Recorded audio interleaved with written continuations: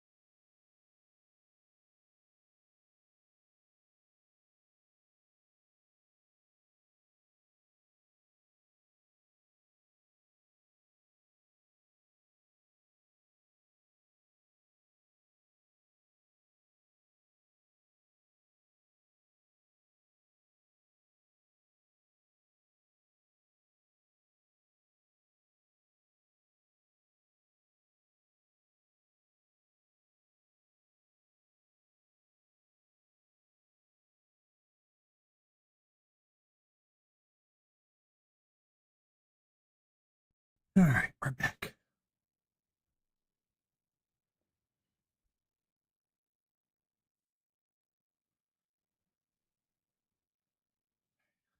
Let's see.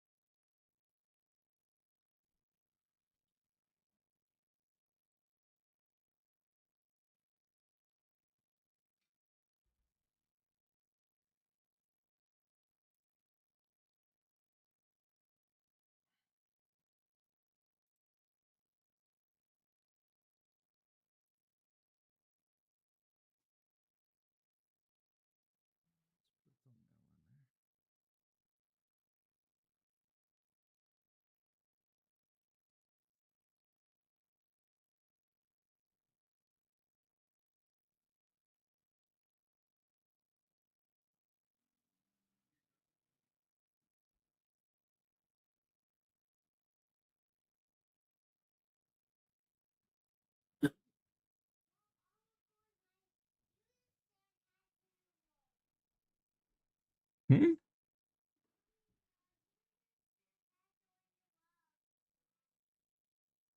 know, make the hugest sandcastle in the world.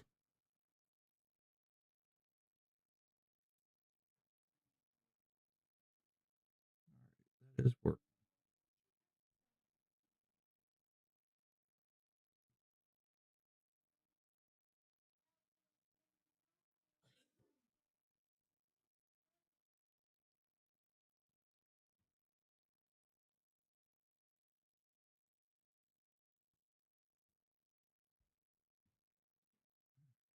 Good there.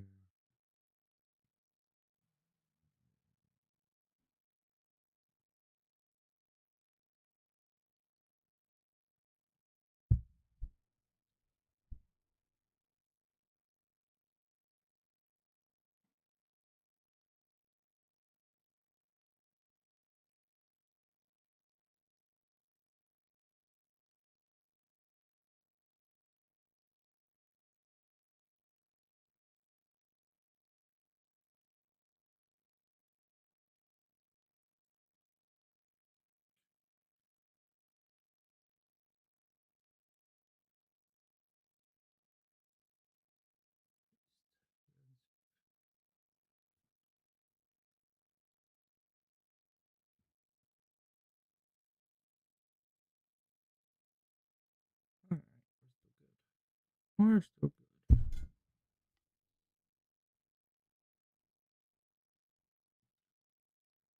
Back to right. Oops.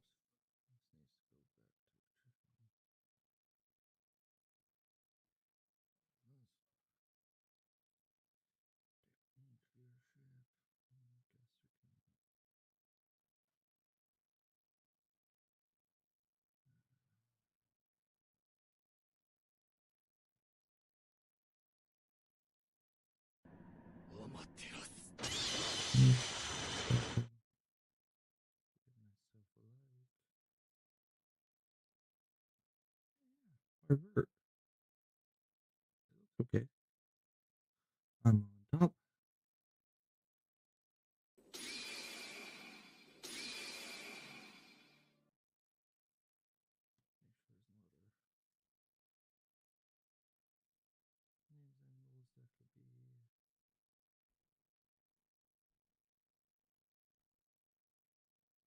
New tab. Whoops.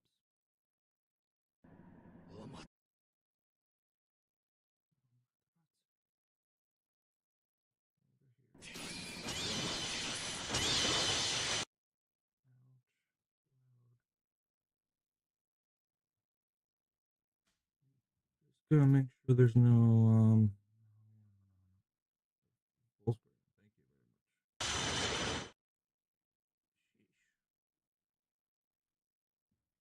Thank you very much. Nothing else going on. Is it? Now you're looking at it like close. Yeah.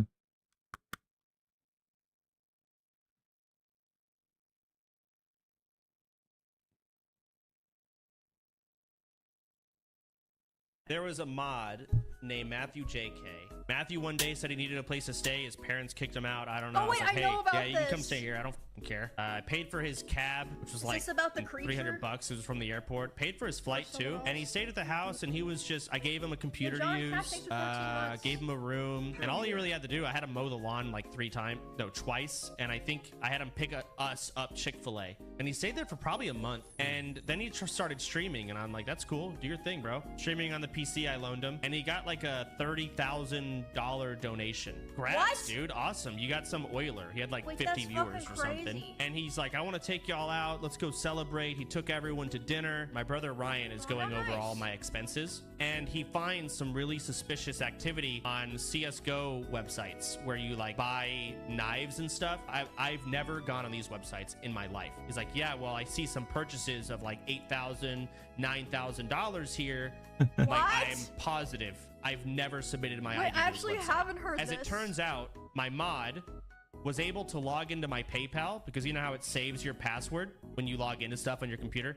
The computer I loaned him had my PayPal password saved, so he was able to log into my PayPal. Oh my god! And he went into my room, grabbed my ID, submitted it to the website, bought himself CSGO knives, converted it into money, and then donated to himself while he was streaming, and then came to everyone and said, I can't believe I got a big donator, and then took all of us out to dinner to celebrate about the money he stole from me. Soda's money? Insanity. Bro, what the fuck? I've heard so many fucked up stories from Soda. I've never heard that one. That's fucking crazy. No, thank you.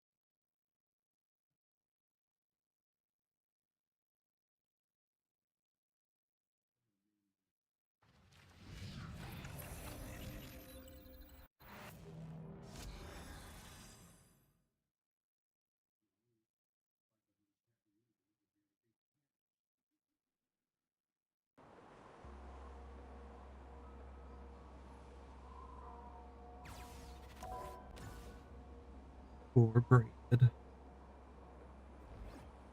How many assists did I get? Yeah.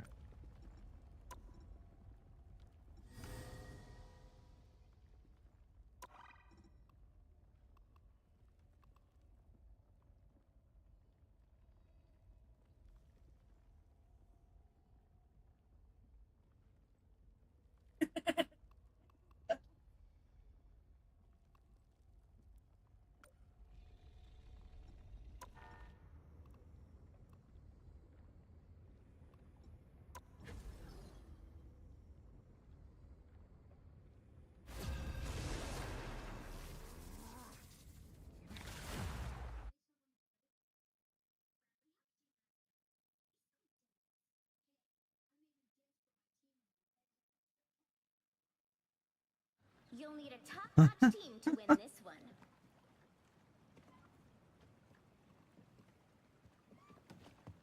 The higher the pressure, the more dazzling the diamond.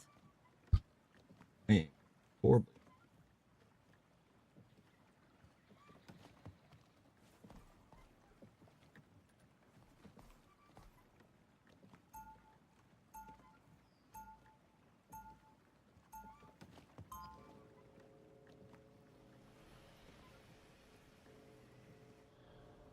The White Queen always gets what she wants, at any cost. 30 seconds before you attack. Get ready. You know my weapons can still lock onto you, even when you're invisible. I thought we were supposed to be on the same side, Frank. We are, for now. But in this business, that can change in a heartbeat. I'll be sure to remember that. And when it does, I'll be ready. The battle starts in 5, 4, 3, 2, 1. need to do is capture the mission area. Got it? It's nice to finally have some help saving the orcs. I suppose that helps. Please.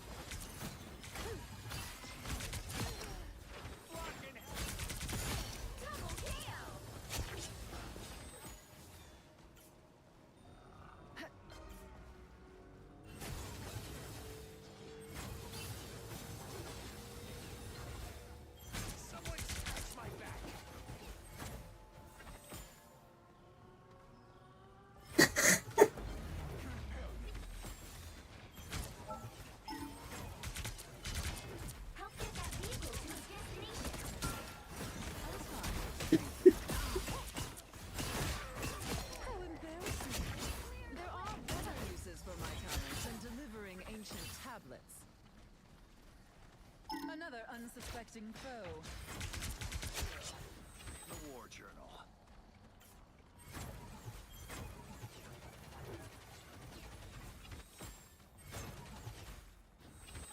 Some uninvited guests.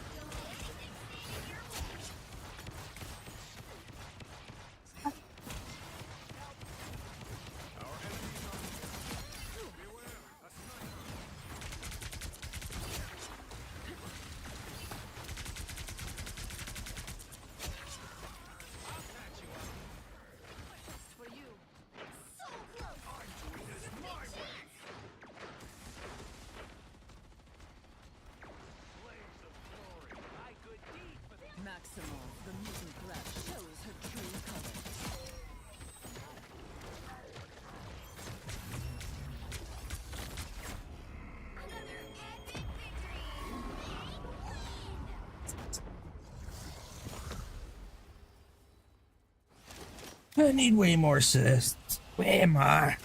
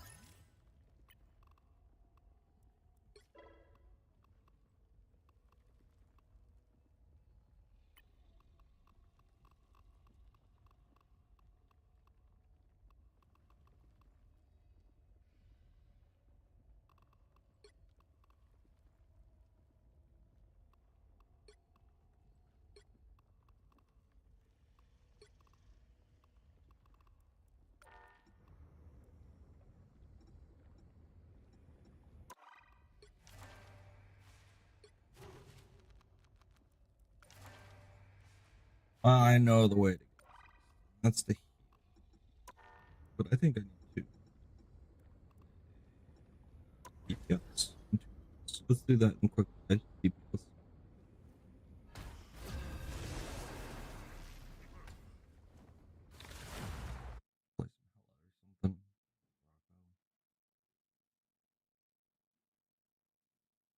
You'll need a top-notch team to win this one. No one escapes hell.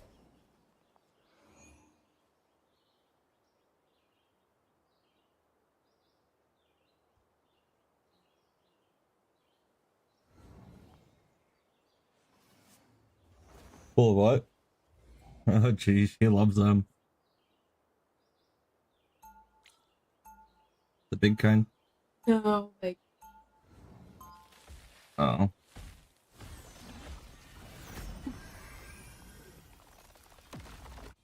Why should Asgard Yeah. be mine? That is the real question. 30 seconds before you attack. Get ready. Is your aim This is really hella. as good as they say it is, Hawkeye-san? The horrors. This is a deep cut. Horrors. Horrors. Other stuff out there with the wings. Okay, maybe I'm not that good, but I'm working. The battle starts in 5, 4, Shoo-shoo. From a 2, distance. 1.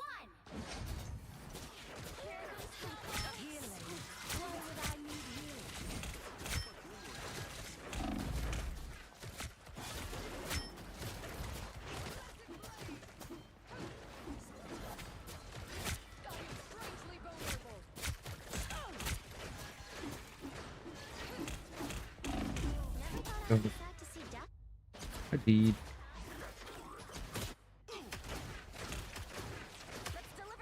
I didn't get a kill. It did damage. But the person we were killing.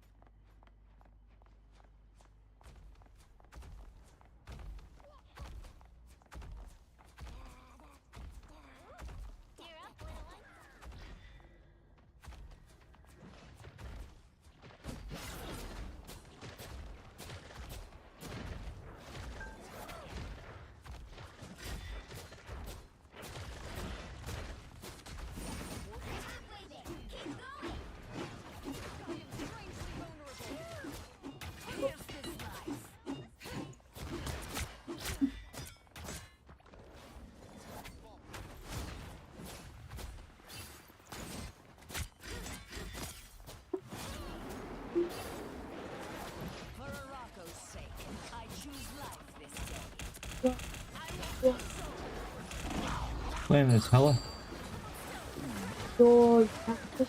Yeah.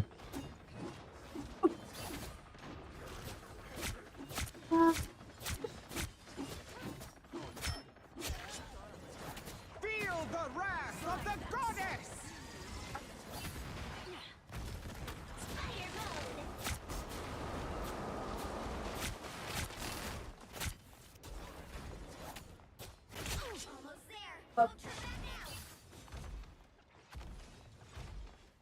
eager idiots.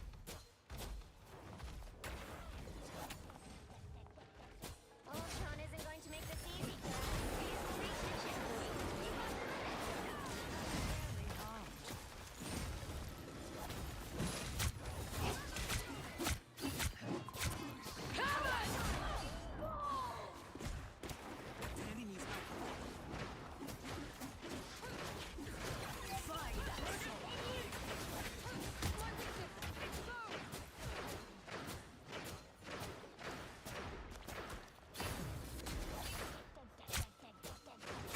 Why bother?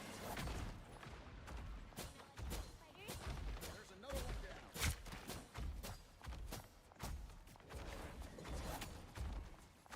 Make sure your firewalls are up for this mission, Spider. Or a dagger. I was born ready. Slice the dice. 1,000 cards! Find that soul.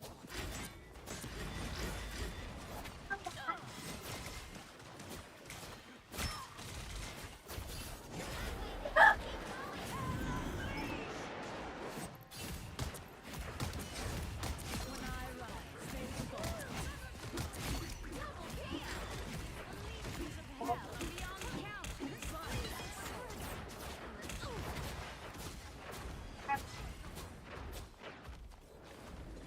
Rocco's in trouble. I know.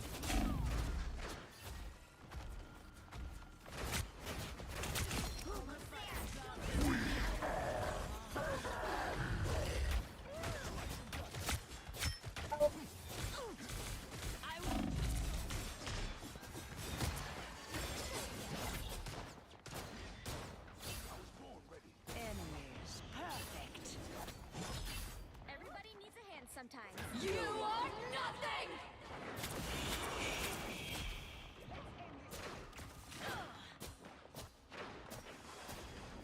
Feel the wrath of the goddess!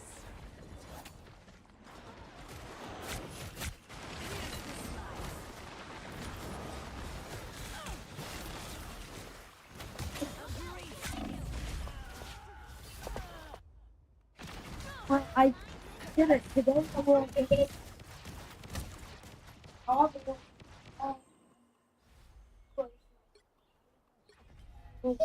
I'm still the same old Jean Grey, Get that vehicle moving but I'm again! also so much more. Rocco needs a serious reboot.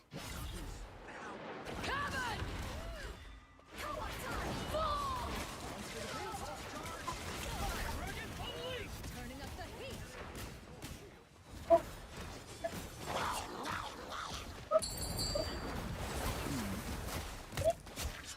Closer to saving the world.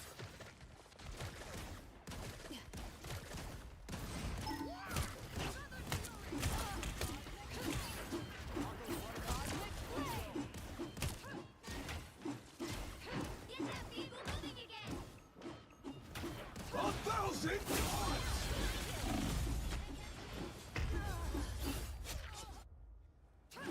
I don't know how to play.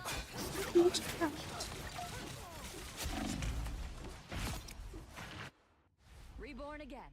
Good times. Get that vehicle moving again! Game is horrible.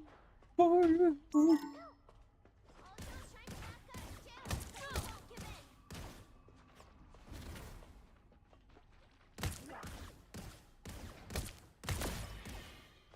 Get ready. Here come the bad guys. Quick, crosser.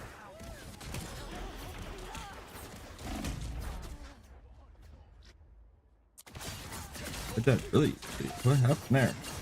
Sin strong. We are strong. Reborn again. Good times. Not at all. Spider mode!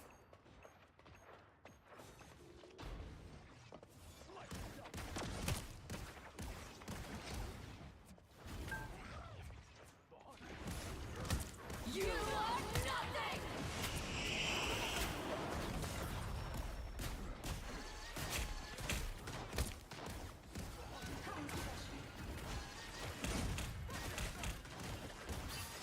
A 1,000 cards!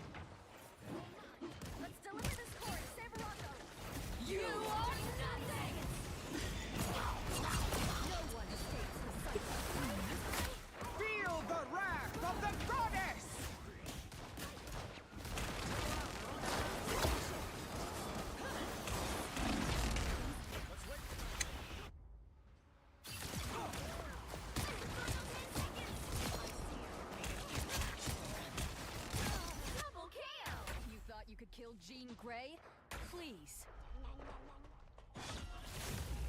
You'll have to keep fighting until we have a winner. Our enemies are here.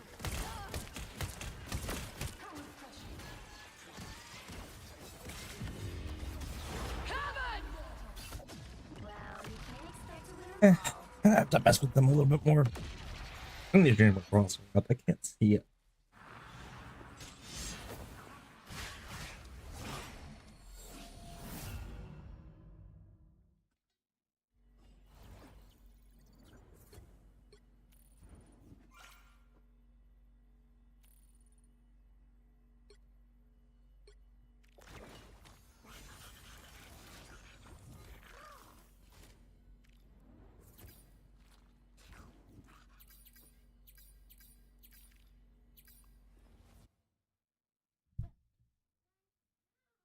Okay.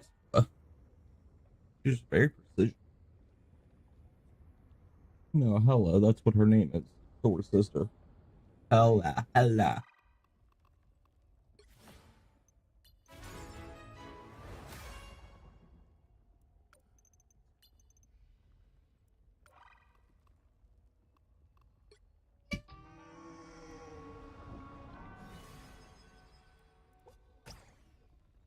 Hey, peace.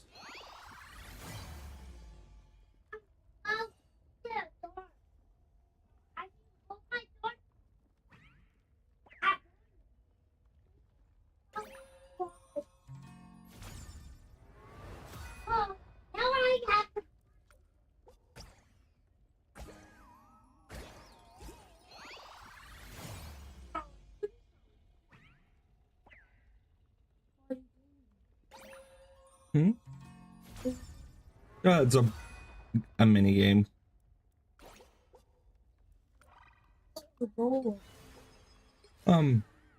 You're just you win these pumpkins, and then you get to move around the board and collect these pieces.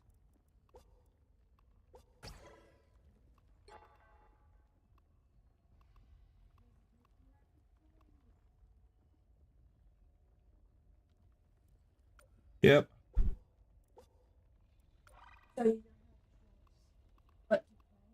Well, you cannot play it, but it's free rewards. Might as well get it, so then you can buy skins and stuff.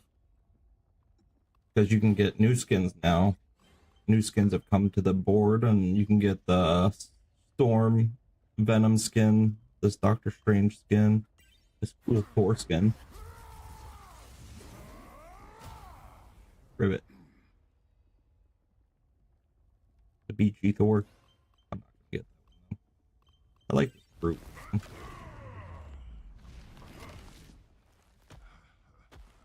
Carved Traveler. Kinda cool.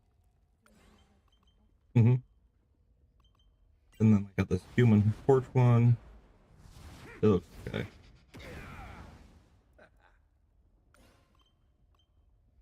Mantis one. That you can get now. And that's human torch one. Negative one. Oh, that's cool. Does he have? No, it's Negative Zone Gladiator. What it's called? I don't know. Got Mr. Fantastic, the Thing, and Jeff the Land Shark, Star Lord. I have that one. Wolverine with a suit and an eye patch. I guess he have. I don't know. Answer should be obvious. And in mod report, name's Patch.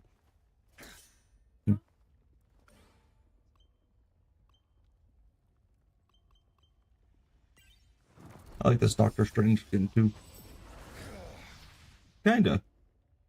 Like Odin. Old man. Odin.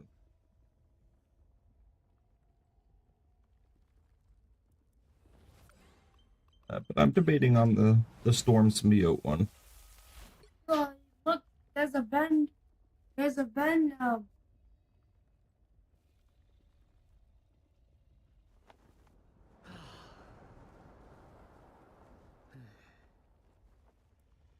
Maybe.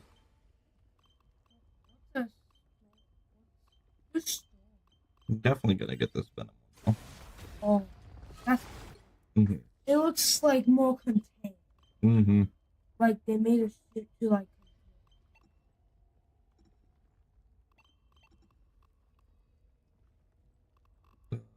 I need to fix my.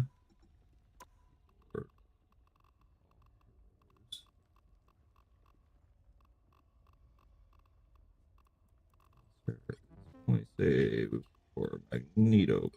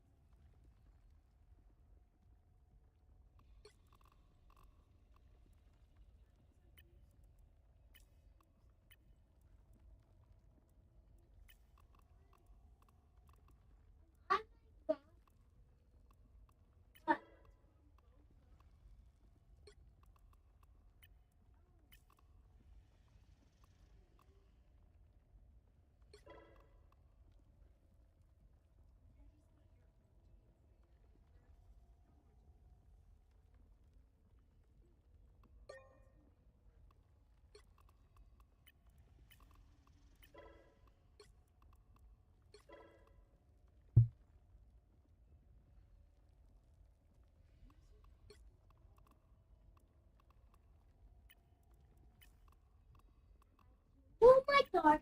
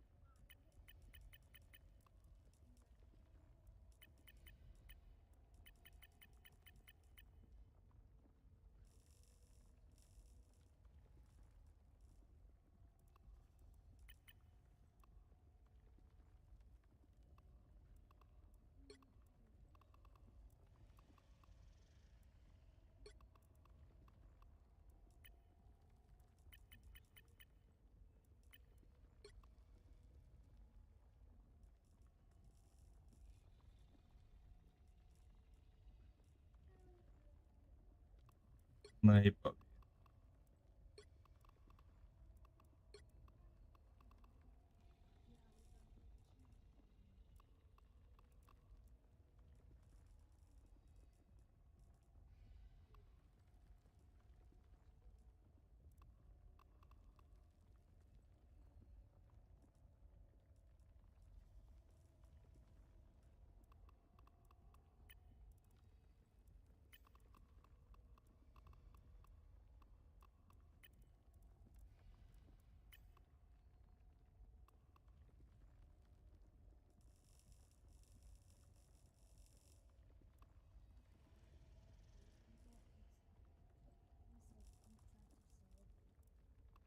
Good. Value.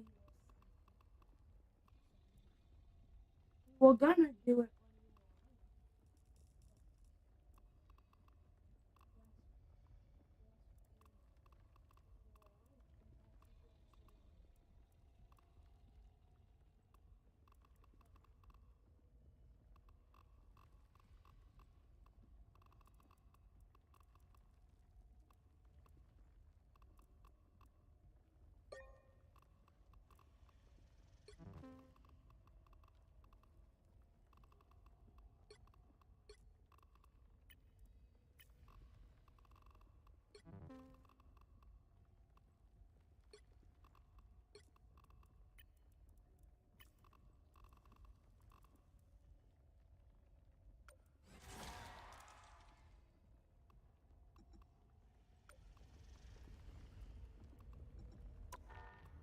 All right.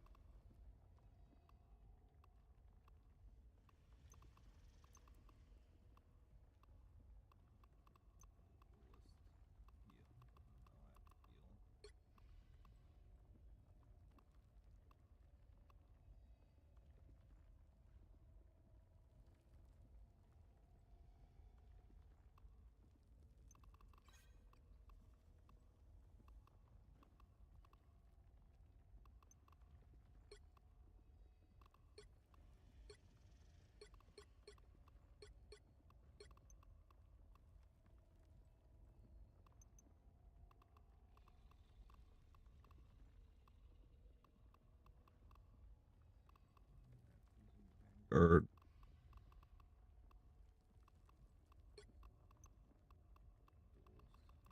is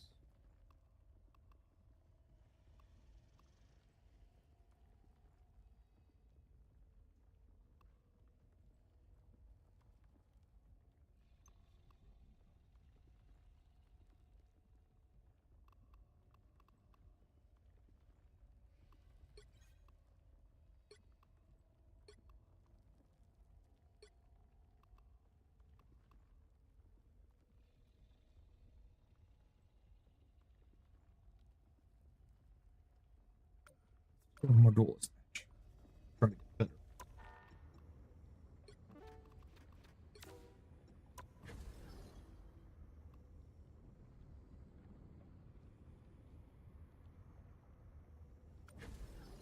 Let's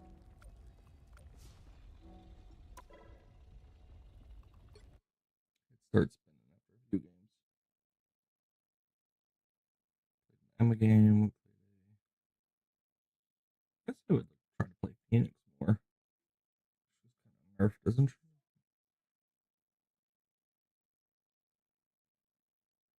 Aim for the body neck though.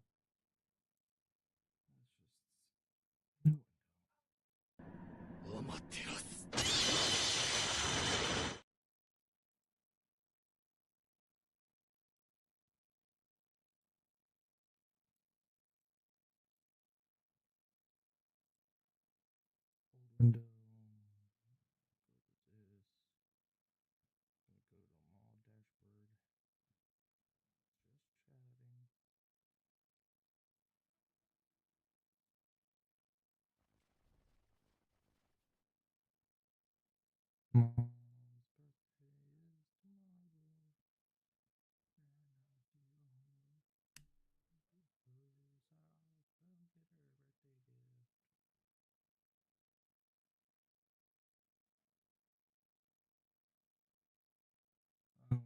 There is a gambling epidemic. And I'm talking about, like, bro, this is real big.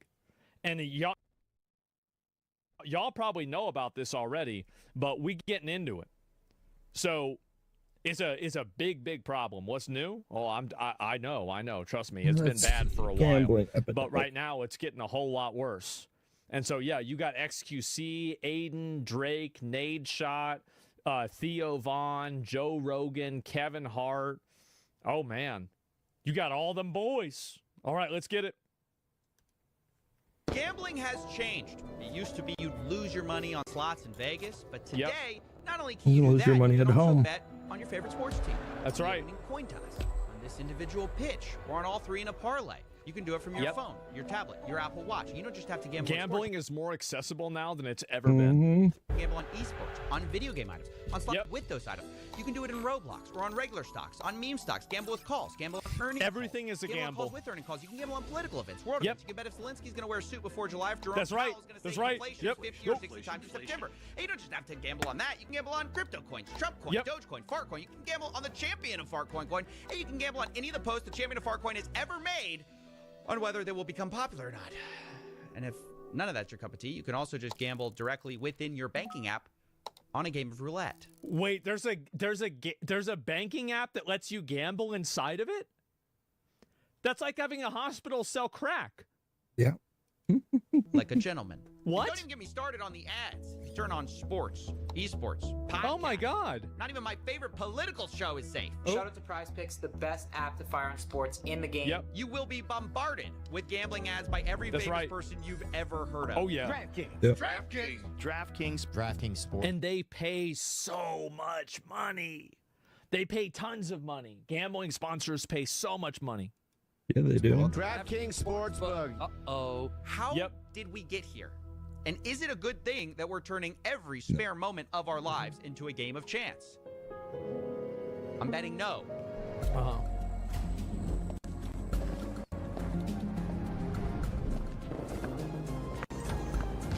Uh-oh. Yeah, it's just going to get worse, I think, too.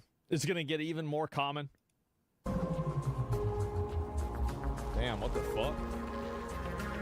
God damn. The gambification of America? I feel like I hear it's even worse in Europe. Is that true? There are three things responsible for gambling becoming more mainstream, but the first and biggest trend This is a good intro. is simply the mainstream becoming more like gambling. See, Silicon Valley learned a decade ago that gambling mechanics are incredibly good for In user video retention, games. so they put them everywhere. Every video Let's say game. you're shopping online. Well, now you can spin a wheel to unlock prizes. Really? Or if you're playing video games, you can open a loot box, get some there it is. randomized items. You can even use those items as virtual currency in a casino we've made a 3-part series about. Or maybe you don't have a problem with loot boxes for adults, but we've also put them in kids' video games. See, this is the sick shit. Like, I don't really care, like, if adults want to gamble, that's fine. I'm not really much of a gambler, but, you know, it's whatever. But whenever you're putting this stuff in for kids, like, I mean, you're spawn camping at this point, right? Oh, my God. Why, eggs, like, gotta start them eggs young. sell so hard. Roblox is the largest game for minors, and they are stuffed with randomized loot boxes. But even if that's fine for you, what about the third-party websites, which against TOS allow full gambling based on a kid's game? And yes, there are actual kids gambling on these apps. Of course there are. I just won a bit of profit there. I had 200 Robux. No, I had 200 Robux in profit, 100 Robux in profit, but I lost them. But I had 50 Robux and I lost it, and I thought I got 50 Robux again. So on this, mine, on Robux World, what I'm gonna do is buy. Bro, he's like 11. He's 11 and he's getting farmed out for this shit, man. Oh my God. 40 crates. He's sitting there on his tablet losing his mom's money. Like 44 crates. Has your opinion on gambling softened over the last year? Yeah, at this point, I feel like it's just such a, it's such a ubiquitous thing inside of the culture that so many people take part in it that I just don't really give a shit about it anymore. I've realized that I have effectively lost this fight, and gambling is just popular. Like, that's it. People like gambling. I don't gamble, but a lot of people do. Yeah, I don't either. The people love it. They do. Very risky. And every single one is the same, too. I don't mind grabbing it off every once in a while, but... Let's go. We're in profit. Let's go. Damn. Absolutely disgusting. Damn, bro. Like, you just made some money. Look, I spoke to an insider who worked Good for on him. this website, Roblox Wild, before it got shut down. He shared data which claimed they made $5,000 a day, or roughly $2 million a year. Thankfully, this website got shut down, but third-party gambling sites still persist because... Yeah, they're going to just keep making more of them. I mean, like, there's a lot of people that want to make $2 million a year, so there's a lot of incentive to do this. Copying casinos makes a ton of money. Yeah. And that's why we've been putting it into everything. That's right. Including our politics. Oh, yeah. Prediction markets are the answer to the question of what if we could YOLO on election results and world events? Everything. The biggest websites are Polymarket and Colosus, which have exploded in popularity during the American election cycle. This shit went crazy, bro. The guy that ran Polymarket ended up having like his whole house raided and shit because of the predictions and everything. It was nuts. But it isn't just because he's major predicting events Trump that to win. attract bettors. Everything. I was recently asked to investigate whether this was a suit that Zelensky was wearing. Is a suit? Why? Well, the prediction market had bet $200 million in betting volume. A lot of money. $200 million? Oh my God. Colosus is now approved by the SEC and legal in all 50 states, including ones where online gambling is banned. LOL, I'm up $700 on Polymarket. Yeah, everybody does this now. On this bet. And some of them were really mad that they decided, no, this is not a suit. That's a suit, man. Whether you think it is or not, that's the volume bullshit. Of betting here is insane. And one reason for that is because these companies are exploiting loopholes that allow betting even in states where normal gambling is illegal. Right. Because these companies say they're not a casino, so they don't fall under the same rules. Market. Which is why instead of having to be 21, you can now gamble at 18 on prediction markets. And while there have been legal challenges to this, both of the major companies, Colosus and Polymarket, have recently brought on the president's son as an advisor. Based. Making it hard to see how they're going to be meaningfully regulated.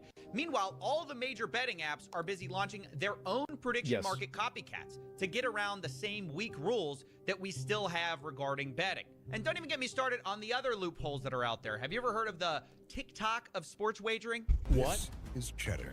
We're building the TikTok of sports wagering.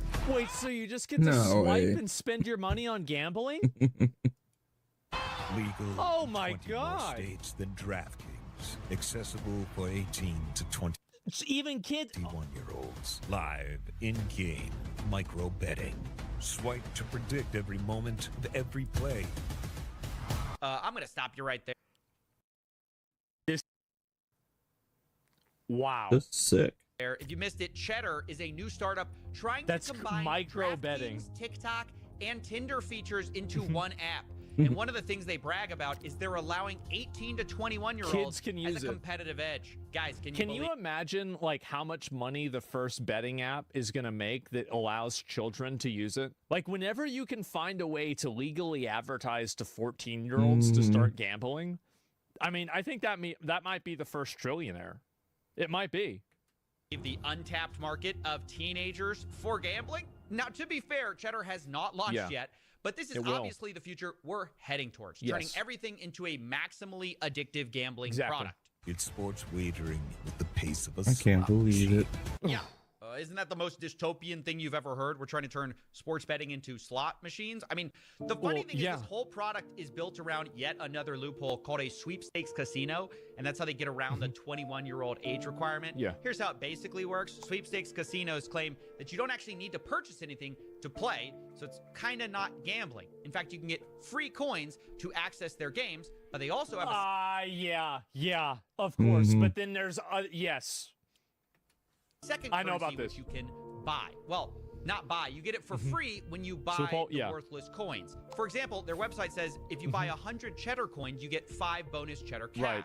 And that's usually what you can gamble with and redeem for real money. Wow. This is actually how Stake US works. If you didn't know, Stake International is one of the world's largest casinos, but they aren't allowed here in the United States. So they have an American arm, which is a sweepstakes casino, which has gold coins and stake cash. One Redditor explains how does stake cash work. One stake cash is 1 USD.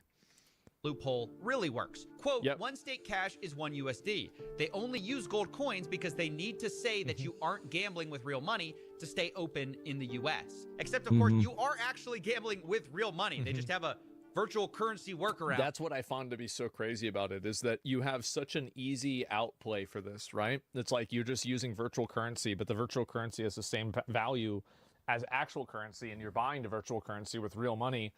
I mean, for all intents and purposes, you are gambling with real money, but because regulators, and I think that they just in general, they don't really give a fuck about this, so it's just getting worse and even more insane every year.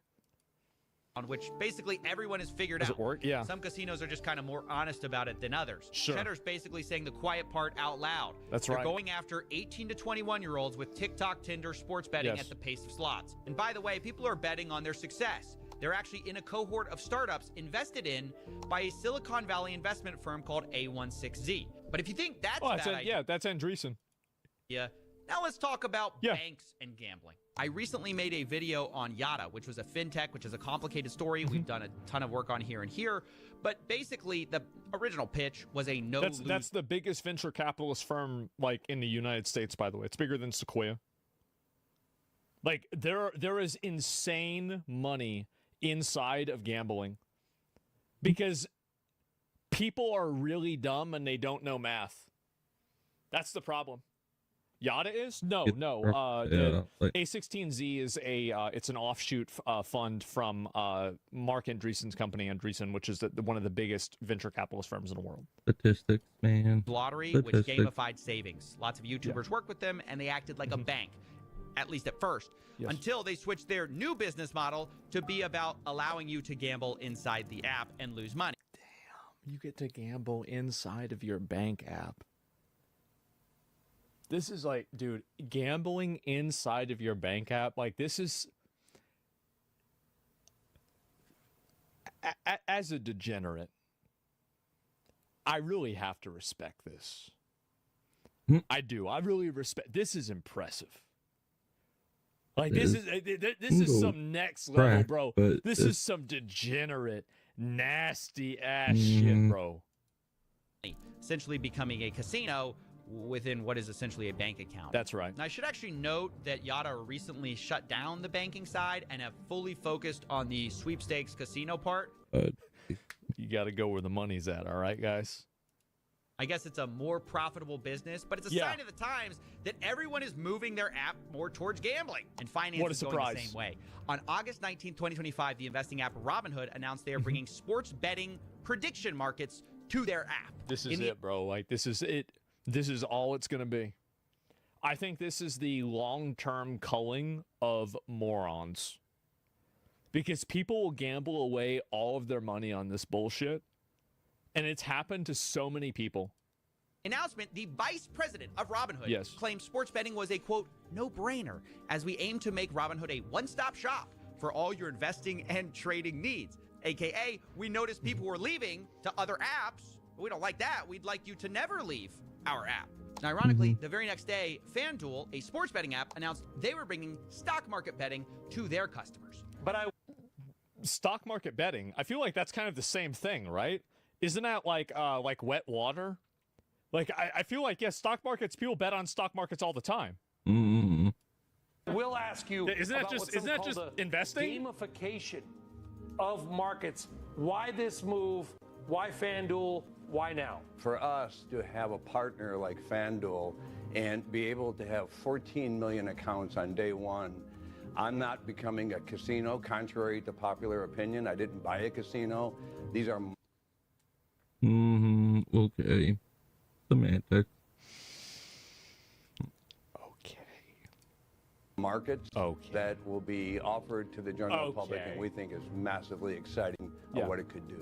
And you couldn't have a more perfect image of how finance is embracing the casinos and vice versa. Actually, correction, you can have a more perfect image, because after I wrote this, the New York Stock Exchange's owner invested $2 billion into Polymarket.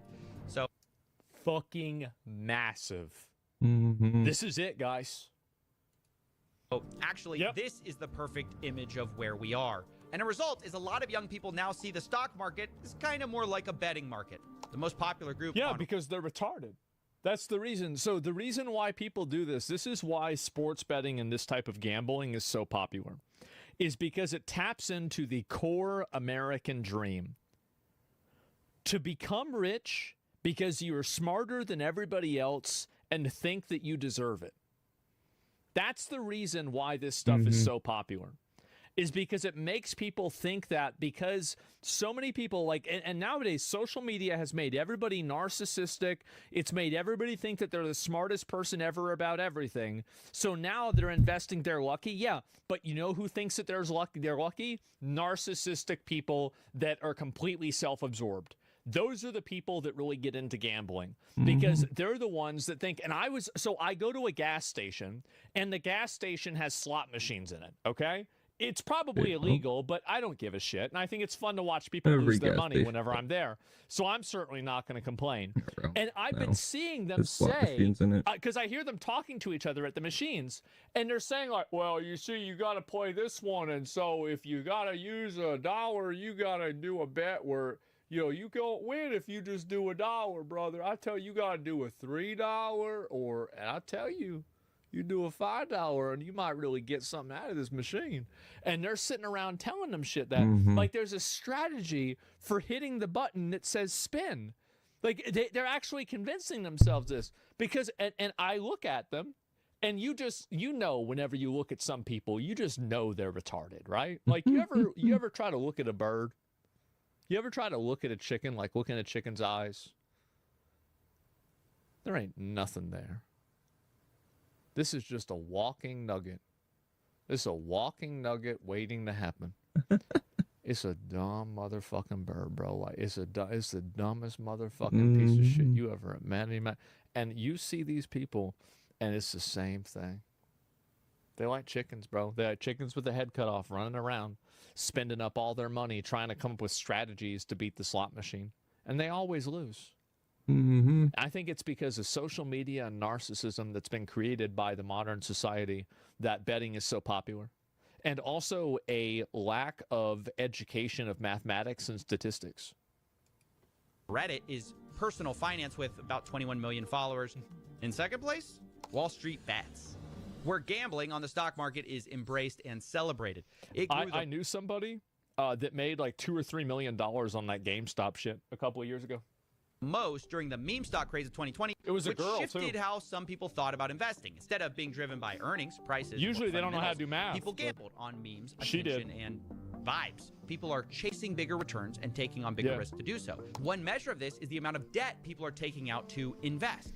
Margin debt is at an all-time high of $1 trillion, which even on an inflation-adjusted basis is near all-time highs and up 5x over the last few decades. Not only that, the rapid growth of zero-day options by retail traders is also a telltale sign. It's grown 5x in volume over 5 years, showing that as nobody wants to do any work, they just want to invest in the right thing and get money.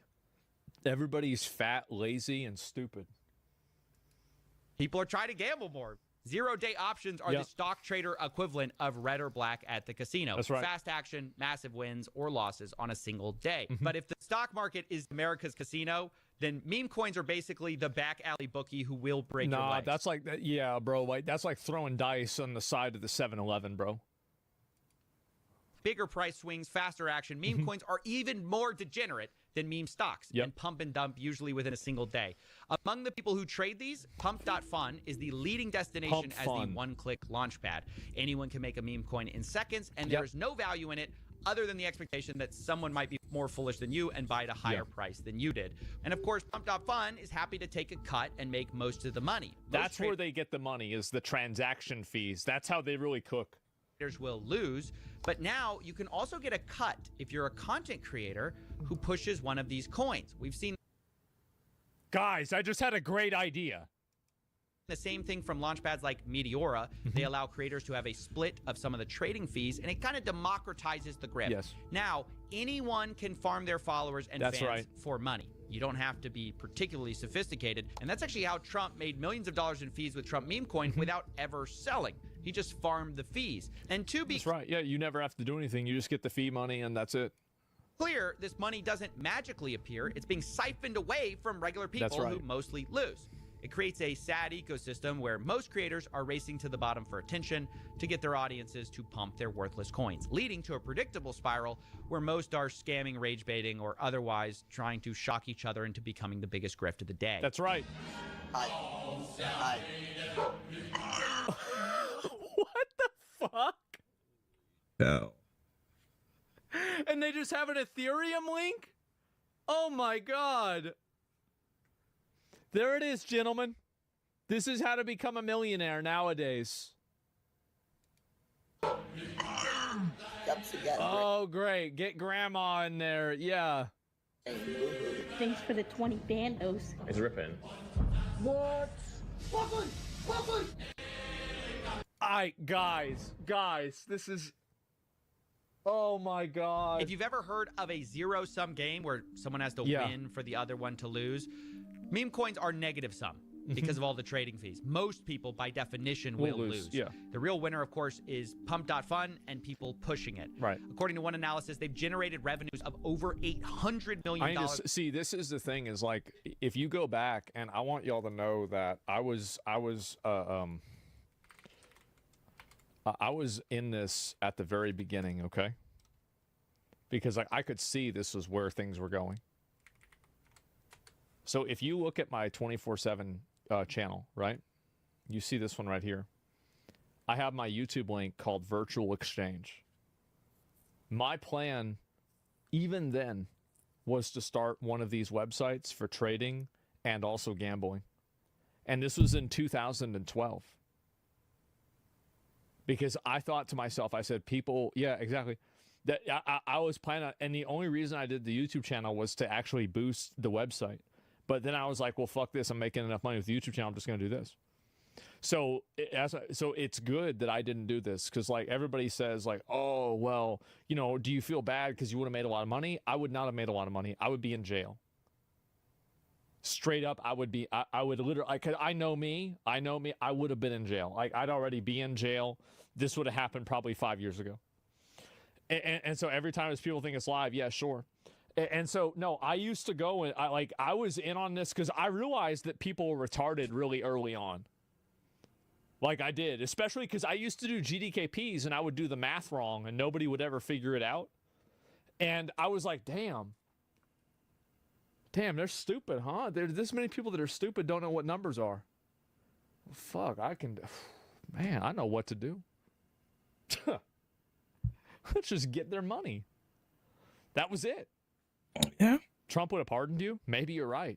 Yeah, like that guy from Binance, the Asian guy from Binance got out. Themselves, while almost none of the traders have made significant profits.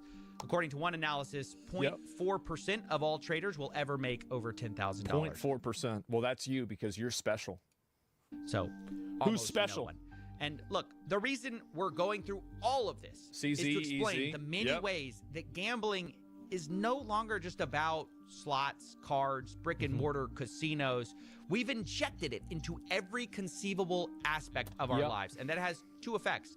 One, it's also had a negative effect on Las Vegas even. Take a look at this. Yeah, I'm sure flights and stuff are down. Look at that. It's even causing different types of Las Vegas casinos to lose money because of how accessible sports gambling is and how accessible online gambling is. Wasn't Caesar's Why Casino go to Las trying Vegas to be like one of the first you can go to the gas betting station? sites? Why fuck up your Or life? part of Why one? take a plane to fuck up your life if you can fuck up your life from your own house? inescapable. You cannot avoid gambling by avoiding Vegas anymore. It's literally everywhere. And then two, It's also harder to understand and study because most researchers are studying like casinos, sports betting, but so much of gambling is not that anymore. So as we get to the numbers of this stuff, remember, everything's going to be an undercount. But like it is still important to talk about those casinos. Gamble on whether they'll wet the pants later in the day. Never gambled on anything ever. Never played a slot machine. Never bought a lottery ticket. Never done anything. Me? Bought lottery. I have never done it in my life. Not even once. Played blackjack. We're going to shift now. Starting with the biggest trend that has happened in these casinos. And number 2 on our reason, which is sports gambling becoming legalized. Rewind the clock for a second back to 2018. When the Supreme Court overturned a federal ban. At the time, basically, you could only sports bet in Nevada. But after this, you can see in a few years, we've completely flipped on the issue. Most states now allow sports betting. And along with that... What, you can't do it in Texas? Damn, I didn't know that. Advertising budgets for these companies is absolutely enormous. DraftKings, I know FanDuel, Underdog, they had the PrizePicks. horse race track by These me. people All are spending, like, the thing is the betting place for the horse the races. amount of money that you get for a Gamba sponsor is, like, way, way, way more. Hundreds of millions of dollars getting celebrities I'm and gambling influencers right now to push their product every year, and man, you're gonna win. Has it worked? As I'm writing this, the number one sports app on the App Store is not sports. It's not ESPN. ESPN and the NFL are second and third. It's the gonna be DraftKings. Number one sports app is actually DraftKings, and in that's the way it is. The top 10, half of those apps are sports betting, which is insane. I just knew it. There are two reasons for this. Obviously, one, I should have gambled on that. Millions in advertising, but the second is what are called inducements, which is when these apps will incentivize players to download them and place a bet. Sometimes literally offering what seems like free bets. money. It's got an NFL offer. Don't play with me. Just turned $5 into $150 in bonus bets. Whoa, what do you mean I could take $5 and make it $150? What do you, wait, you telling me I just have to give a $5? Oh my God, where do I sign up? Where's my money? Honey, where's my card? I've got to make us $1 million. New customers bet $5, get $300 in bonus bets if you win. New customers get risk-free bets up to $2,000. Now look, the reason casinos do this is kind of obvious. If they can make you place one bet, you're more likely to place the second, third, and 100th. But even setting aside the fine print of these weird offers, does it not strike anyone else as weird that we're allowing gambling companies to give away free stuff? Imagine the cigarette industry. Well, I mean, this is what drug dealers did. Of course you're going to do that. Told you, buy your first pack, that new free packs free product to that get I you got. started. Imagine I bet they probably did do that. As a matter of fact, I bet they probably did do things like that. Budweiser said, shotgun one, they'll send you a case for fun. It's insane. Yeah. And yet, that's exactly what these sports betting apps are doing. It's the lifeblood of how they get new players. And once you're in, these apps will also cater to their biggest players, biggest losers, called VIPs. They will send them gifts as they spend their life savings. And there have been multiple lawsuits actually about Well, let me look at this one again. VIPs. One woman's fight against VIP schemes fueling the U.S. sports betting boom. You're the biggest loser. So basically, being a VIP in a casino is not a good thing. I mean, you spend like enough money to get like a good suite. I love that. Suits actually about this. And to make it worse, if you do the opposite and you actually win too much on these apps, they ban will you. try to limit your betting, as one investigation found. If you show any real ability to effectively handicap a game and beat the sports book, they will limit your bets and essentially kick you out of the sports book. Max win limit reached. Not let you win. Can you talk to me a little bit about how sports books treat you once you start winning? They don't want to accept your bets. Yeah, it turns out the casinos actually hate the exact player that's featured in all of their advertisements. The guy who actually wins too much money, which is I mean, because it's gonna at that point, then they're gonna have to pay it out. Yeah, of course. So crooked when you think about it that if you're one of the few people who achieves what they're promoting, they actually don't want you. Yeah, now, of course. As I was writing this story, another massive scandal actually broke in the sports betting world, which is even more corrupt than not allowing winners. But as you now know, individuals such as Chauncey Billups, Damon Jones, and Terry Rozier were taken into custody today. No, that Terry Rozier, like, I watched those clips. Like, honestly, all they need to do is play that footage at the courthouse, and he's going to jail for like 20 years. Like, he's going like this. Yeah, you worn out? Bro. I wasn't sure what you wanted to do, so I just started watching the video. Oops. Oh, jeez. Whoa. I missed it again. Damn. I don't know. You do. Yeah.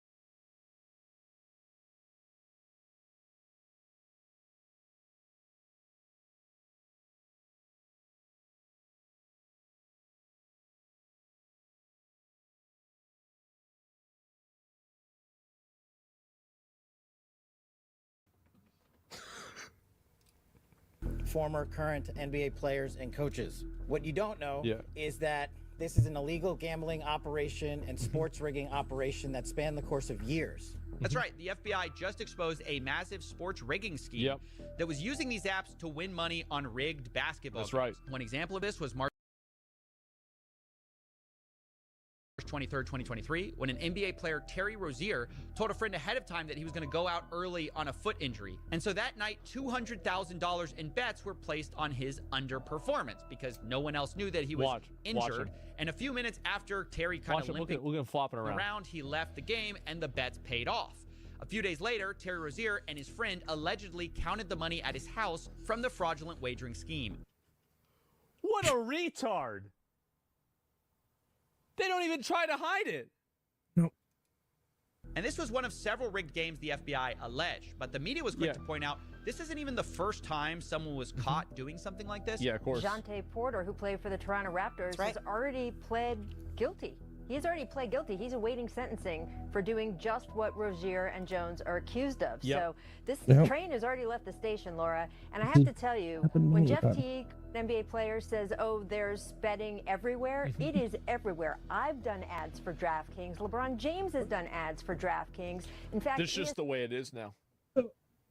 This is just the way it is. Like gambling, like I tried for so long, bro. I really did. I tried for so long to try to keep gambling. Like I was like, this is not a good idea. And what I learned is that people just do not understand statistics. They don't. I've been black-pilled.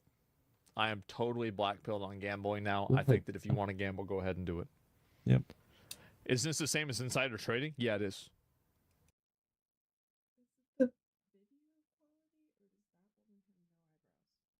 I think it's the video quality. They both look like they have no eyebrows, but I'm pretty sure they do. The lower one has really tiny eyebrows.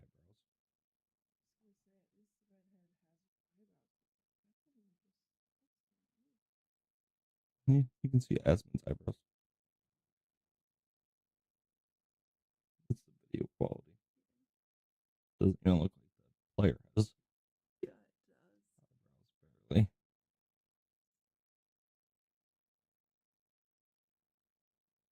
Talk about the sports betting scene. How destructive it is. Yeah, because they have all these apps on their phone that you can bet through now. On sports, on like anything, politics. That's where they're having issues. Yeah, they just caught a coach and a player. Yeah.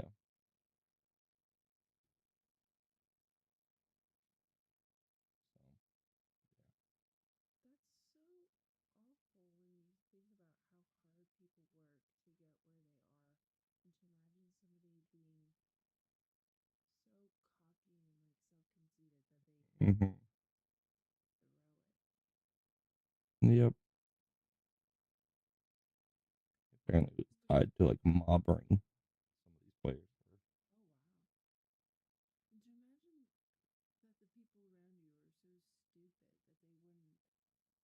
Yeah, catch onto it. I don't know.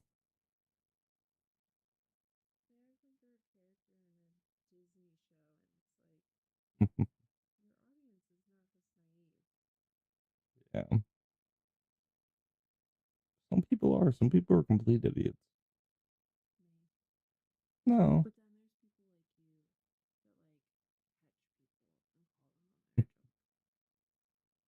Try to call people on their BS and their idiocracy.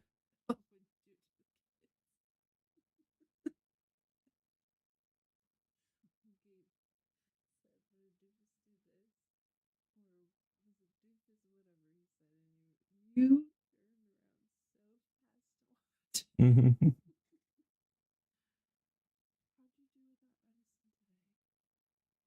Okay. It'd be like I would get back to sleep and then you'd be right back in trying to.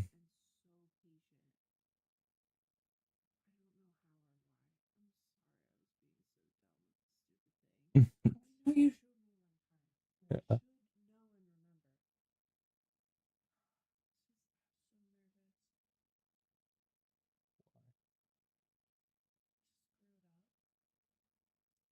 Really hurt anything. I mean, it does sound loud and intimidating, but.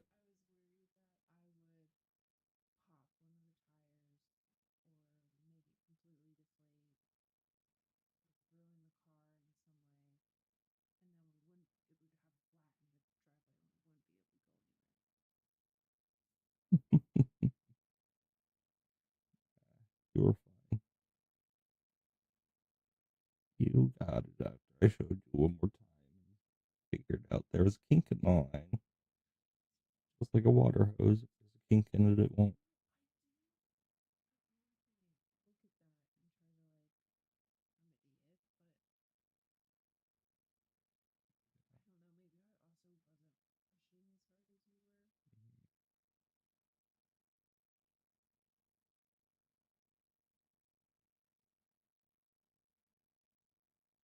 But originally, you didn't even have the valve open for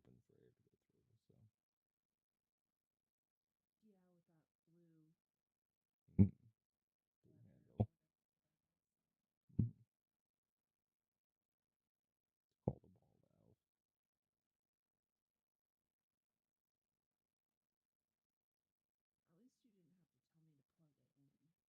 valve. Yeah, it's because I leave it plugged in. Wasn't it? Well, unplugged it. Oh. Oh, okay.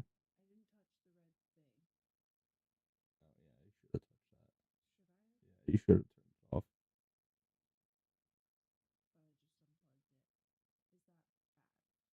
If it were running, it could have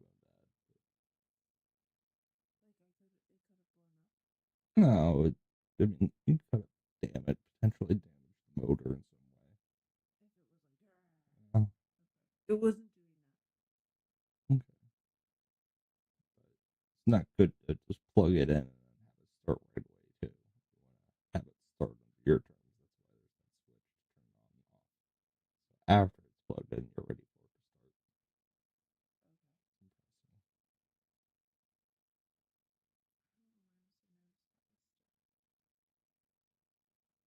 to start. The air tool, power tool.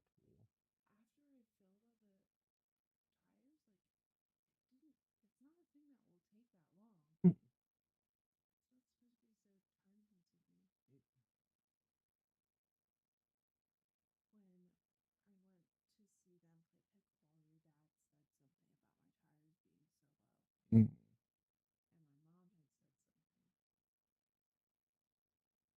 Yeah, there's just the back one that seemed pretty low.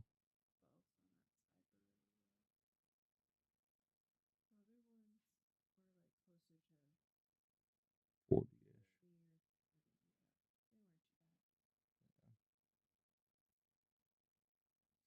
Sometimes they get small pinholes in them. They get a slow leak.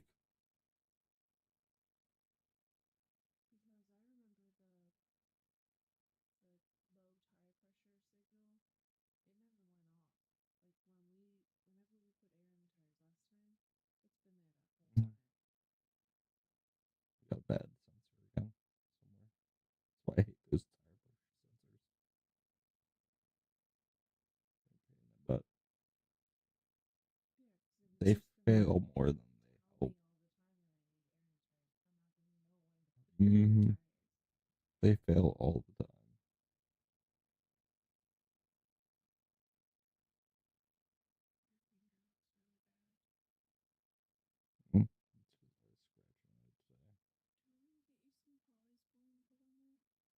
What?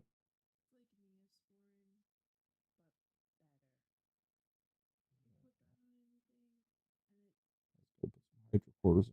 hydrocortisone on it. It's like a rash.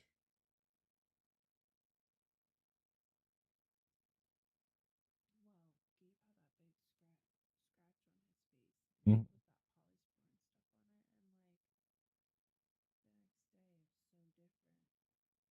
Mm.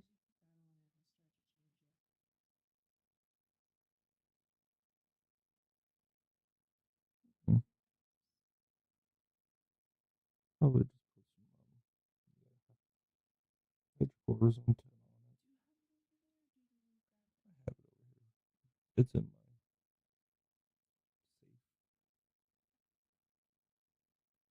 my medicine safe. Yeah, I can get it out.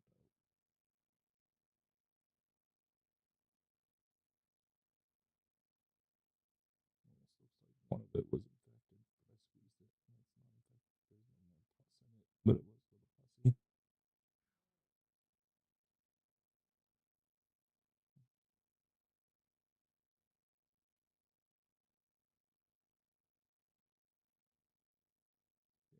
feels like a rash. Not sure why. Not on any other fingers. That one.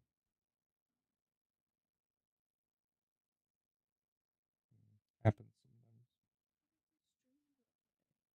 It's still going. Oh, it's fine. Yeah, I talked about it. It was that terrorist attack that was thwarted by the FBI. I guess it was out in Michigan somewhere. Some ISIS-related individuals were planning a terror attack this Halloween weekend out in like Dearborn, in that Muslim area.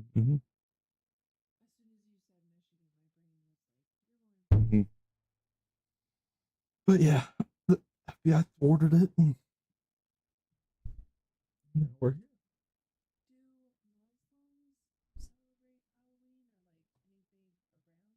Not really. They don't celebrate Christmas or anything. They do their own holidays.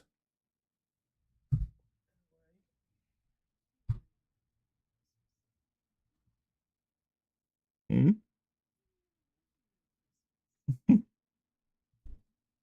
That's why they don't like sending their kids to school, because they learn about all these other religions and holidays.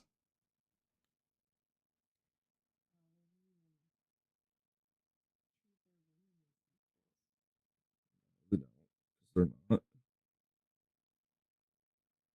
A woman's word is only half of a man's, according to them.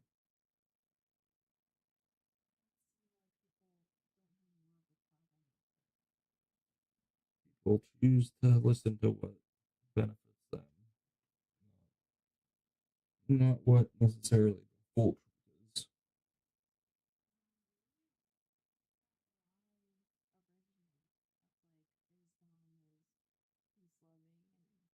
From Islamists, from the Muslims.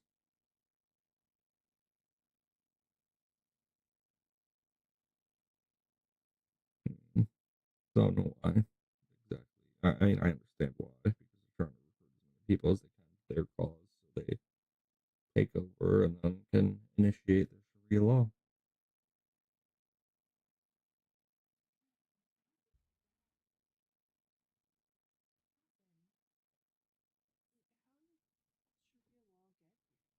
It's not here. You can't legally have Sharia law here.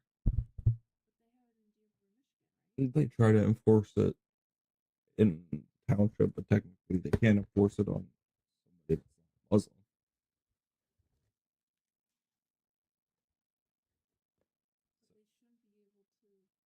You shouldn't be able to claim it at all. I agree, but usually where they claim it at is their church or the mosque is. Islam itself is not necessarily a religion, it's a political party.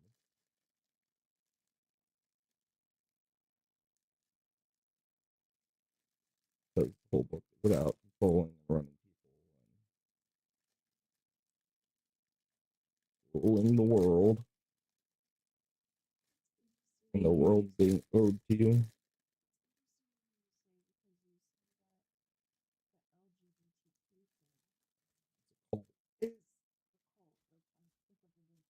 Mm-hmm.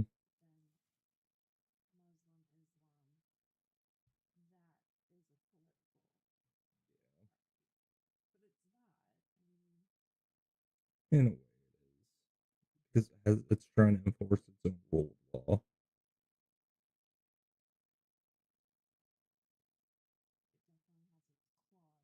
Mm-hmm.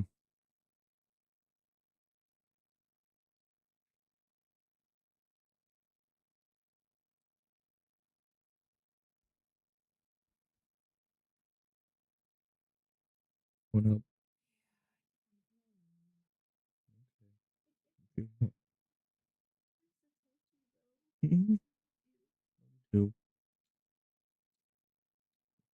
Get some rest.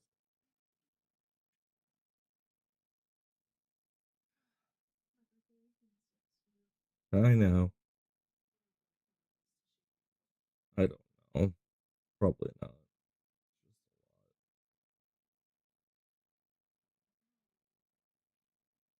Horribly long. So no, most likely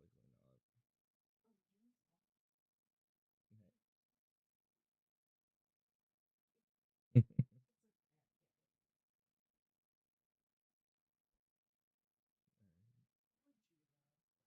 Yeah. Mm-hmm. Yeah, because it would be all day there.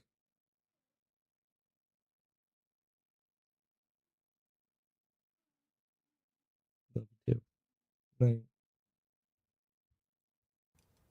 ESPN, when they were reporting this story this morning, they're having programming, people talking just like you and me, talking about this scandal on the press conference the FBI was. This is the best part, bro. They took the ESPN bet thing off the screen whenever they were talking about the betting scandal. Watch this. I don't know if they're going to show it. Giving, and underneath them on the ticker was an ad for ESPN Bet, which is ESPN's own sportsbook. Yeah. The irony of all of this is that the same people who condemn illegal betting going on are simultaneously pushing the sports books, which create the opportunity. And at some point, the producers on ESPN actually noticed it. Yes. And see if you can spot the moment they try to fix the sportsbook ad in the Watch corner. this. Watch. You hear a lot about legal sports gambling on this show. The Bussin' Boys, obviously, sports gambling is a huge part of what you do, so we put those all out there as a preamble because it might be in the back of people's minds. Maybe it's a dumb question. Do you consider the games like Texas Hold'em gambling? If you're putting money on something and you can get money out of it, it's gambling. Yep. It's pretty simple. I mean, like, what are we talking about? I think that there's definitely a spectrum of gambling. Like slots is just like a crapshoot, basically, right? You've got that, but then you also have other types of gambling, like are investments a gamble? Or skill. For a lot of people, they are. A lot of people just put their money, like look at, for example, look at GameStop. Look at how people treated GameStop. That was a fucking gamble for them. You think they knew what they were doing? Fuck no. Like, nah, absolutely not. I'll be right back. Give me a sec. Let's do a prediction if I'm going to come back. Yeah, sure. No, people love doing this shit. They do. And we acknowledge that this is a different time and place. However, there is a fine line, not so fine. There is a Watch them take it out. line that obviously has to be drawn. Well, that's a little awkward. You're actually supposed to remove the ad for sports betting before talking about sports rigging. Yeah. And honestly, we've only hit the tip of the iceberg here, because we've since learned these professional leagues are useless at catching this stuff. Turns out the NBA already investigated Terry Rozier before the FBI indictment for that exact game. I wonder why. And they cleared him because the NBA commissioner said there was insufficient evidence. Yeah, they weren't sure about it, right? Are gotchas gambling? In my opinion, I think gotchas are not gambling. The reason why I think that they're not gambling is because gotchas don't allow you to chase losses. So the type of gambling that I think, they are gambling in a way, but they're not the corrosive bad type of gambling. The corrosive bad type of gambling is the gambling that allows you to chase losses. That's how people ruin their lives. That's how people lose all their money. In gotcha games, whenever you spend $100, there is no universe where you will get $100 back. So every dollar spent, you spend with the understanding that you will never make that money back. That's very different than people that gamble on sports or gamble on anything else, because those people don't know whether they can make their money back. The ability to chase losses is what ruins most people's lives. And I'm not saying gotchas are great, but I think that there's a profound difference between the two things. Concluded that there was insufficient evidence despite that aberrational behavior to move forward. Right. So even with aberrational activity, they had the right game, the right guy, and the NBA couldn't find enough evidence. Yeah. I mean, the more money that goes into sports betting, the more this will be a problem. Well, it's not in the NBA's best interest to do it. They don't want it's no, you have to think about it, right? Is it in the NBA's best interest to find that one of their players is cheating? No, because they're invested into these things themselves. They don't want to have this happen. They don't want to have any involvement in this. So they're going to do the minimum required effort, and then they're going to stop. Are clearly not equipped to handle it, but people just look the other way because the money's too good. And I want to now address the size of these betting markets, because this is they're insane, absolutely enormous in ways billions most of people dollars don't understand. And to get our heads around it, we're going to look at some survey numbers. One study estimates that 22% of all Americans and almost half of men my age have an online sports betting account. Half of men have a sports betting account? Another estimates that 1/2 of men my age have an online sports betting account. Another estimates that 1 in 4 people have placed a bet on sports, and 1 in 5 have placed a bet in the last year. Like with all surveys, there's margins of error here, but the data mostly sports betting is very widespread and extremely popular among young men. Dude, I got into the wrong thing. I knew it, bro. Like, me and Alec, we could be billionaires in jail right now. Have to pick streaming, man. Bro, we had this locked in. And the worst thing about it is the guy that was mentoring us. I mean, he can always do the esports betting stuff for like setting up a website and how to make money and everything. You know where he is? He's in jail. He's in jail too. So yeah, Paul was. I think he's out now. Like, he was only in for like 2-3 years. But is he a billionaire? Yeah, he's super. He said he's making 7 figures a month, man. He making 7 figures a month pulling some bullshit. Yes. And for the ones who get addicted, it's financially devastating. One recent study looked at Americans' finances before and after sports betting was legalized by their state. They found that bankruptcy rates rise approximately 10%. 10%. Damn. I should start investing in funeral homes. Legalization. Another paper looked at financial stability, noting that for households that on average about $720 a year sports betting, and the study found that for every dollar someone deposits for betting, there's a reduction in net investments of. Can you imagine? Like, I go on a crusade to promote gambling as much as possible to fucking. I can't even say it. I'll probably get in trouble. under $1. That's the As boy. they gamble more, they invest less, which means their financial future is worse. Makes sense. But this is especially true of problem gamblers or gambling addicts. To be clear, this is not something that affects all gamblers. Roughly 1% of the world population suffers from this. It's more common among people who bet regularly and bet online. Yes. Two of the things that sports gambling encourages. Problem gambling completely obliterates people's finances and affects more than just the gambler, because as they beg, borrow, or steal to continue their addiction, they affect everyone around them. And I do mean steal. Roughly half of gambling addicts. Because prediction markets are relatively unregulated, could I just start bets and start gambas inside of prediction markets that I can control the outcome for and then just steal everybody's money and then get away with it right now?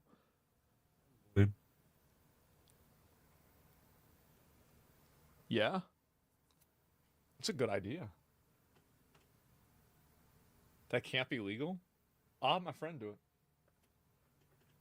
Yeah, I'll have my boy do it. That's how rigging works. Yeah, I'll just have my friend do it. It's all right. Yeah. It'll be Asmon Silver that's going to do it. Zach Rohr that's going to do it. Will commit a crime and most everyone around them. And I do mean steal. Roughly half of gambling addicts will commit a crime, and most of those crimes are to continue gambling, often leading to a spiral where the addict doesn't see a way out. That's which right. is why problem gambling themselves. has one of the highest suicide rates of That's right. any substance addictions. Full stop. It's because they run out of money.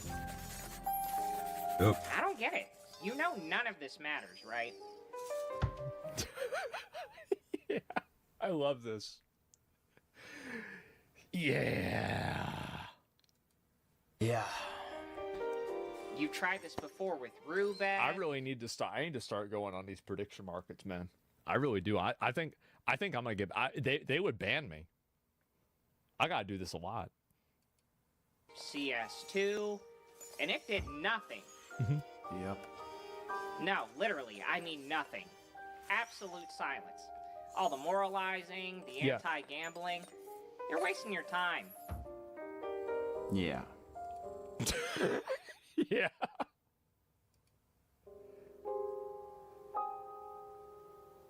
Bro, no way you're just gonna fade to black. Let me Wow. Wow. tell you a story. A year ago, I was offered $20,000 to do a video by That's it? Oh, what an asshole. Fuck this guy. 20 grand? No. Now, I said no and made a whole series about it. Yeah. But what I didn't tell you is that later I was offered $1 million. Okay, that's a little bit better. All right. All right, okay, now we're talking. That starts the conversation. For my legal fees in an ongoing case. Now, this was offered by a person who said they wanted to remain anonymous, no strings attached, very nice person. They said they wanted to just help out. Sounds great. But then I found out the money was coming from a sports betting company. They were one of the top people, and that's obviously a dilemma for me. I am publicly against gambling, and here this person's kind of privately telling me, well, gambling can pretty much solve all my problems. Pay my legal. Well, yeah, of course. Yeah. Yeah, I mean, you get the money from the gambling, and then yeah, that's smart. Legal fees, you know, they're telling me, oh, their company's regulated, it's fine, it's above board. Ultimately, I had to say no. Thank you for the offer, but, you know, in my head, there's no such thing as $1 million, no strings attached. And True. My motherfucking boy. My motherfucking boy. Look at that shit. You see what I'm talking about? Like, see, anybody that knows this shit, like, you really, the thing is, people say things because they want to believe them, bro. They want to believe them, but they're not true. Everybody wants to do that.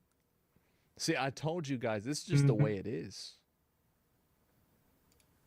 And, you know, obviously, I also can't take $1 million from a sports betting company and then go make a video criticizing sports betting. Yeah. But it gave me pause and kind of gave me an aha moment that I was missing before, where I started to understand exactly how screwed we are. And this goes... Nah, I mean, like, I've been offered, like, over fucking $10 million to gamble and have different partnerships and contracts, shit like that. Absolutely. Like, because and the thing is that even me reacting to clips of gambling probably generates them hundreds of thousands of dollars because people will see that. Like, I'll react to like Train winning. Like, remember whenever he won like $24 million, and now he's only down $70 million. But like that's but people won't see that, and they'll just keep on putting in money, and that's insane. Holy fuck, 10 million. Well, it was more than that, right? It was an 8-figure offer. That means it was over $10 million. I'm not going to say how much over, but it was over $10 million. And so, I just didn't take. I just didn't like. I don't like gambling. Yeah, I just don't. I don't like gambling. Like, that's the reason, really. I mean, like, if I had liked gambling, I would have probably done it. But I just don't really like doing it. Like, that's it. And like, maybe I would do prediction market or something like that because I think it's kind of funny. But other than that, I mean, I just don't really. It's not really my thing. Austria's debating on taxing assets. Well, I don't know about that. That's some other shit. And what's your net worth? I mean, it was more than what my entire net worth even is now. That's how much I got offered to do it. I won't say how much. I won't say from who. But it was a crazy, crazy offer. And it was multiple years ago. It was like 2000 and good morals. No, it's okay. I mean, I would perform human sacrifices. I eat people. I just didn't want to do it. That's all. Yeah, I just didn't want to do it. Yeah, I just don't think it's not that fun. Into our third reason, gambling is winning. Hilarious. The casual way these casinos can throw. What was this here?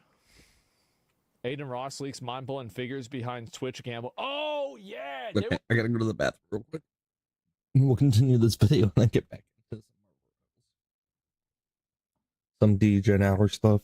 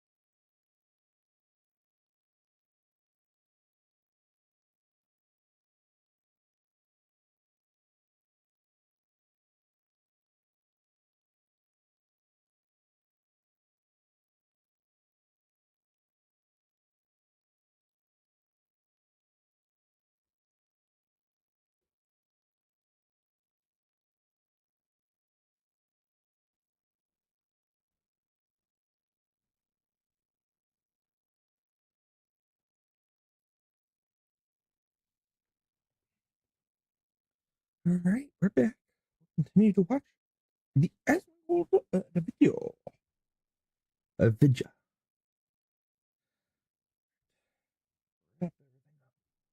Wrap it all.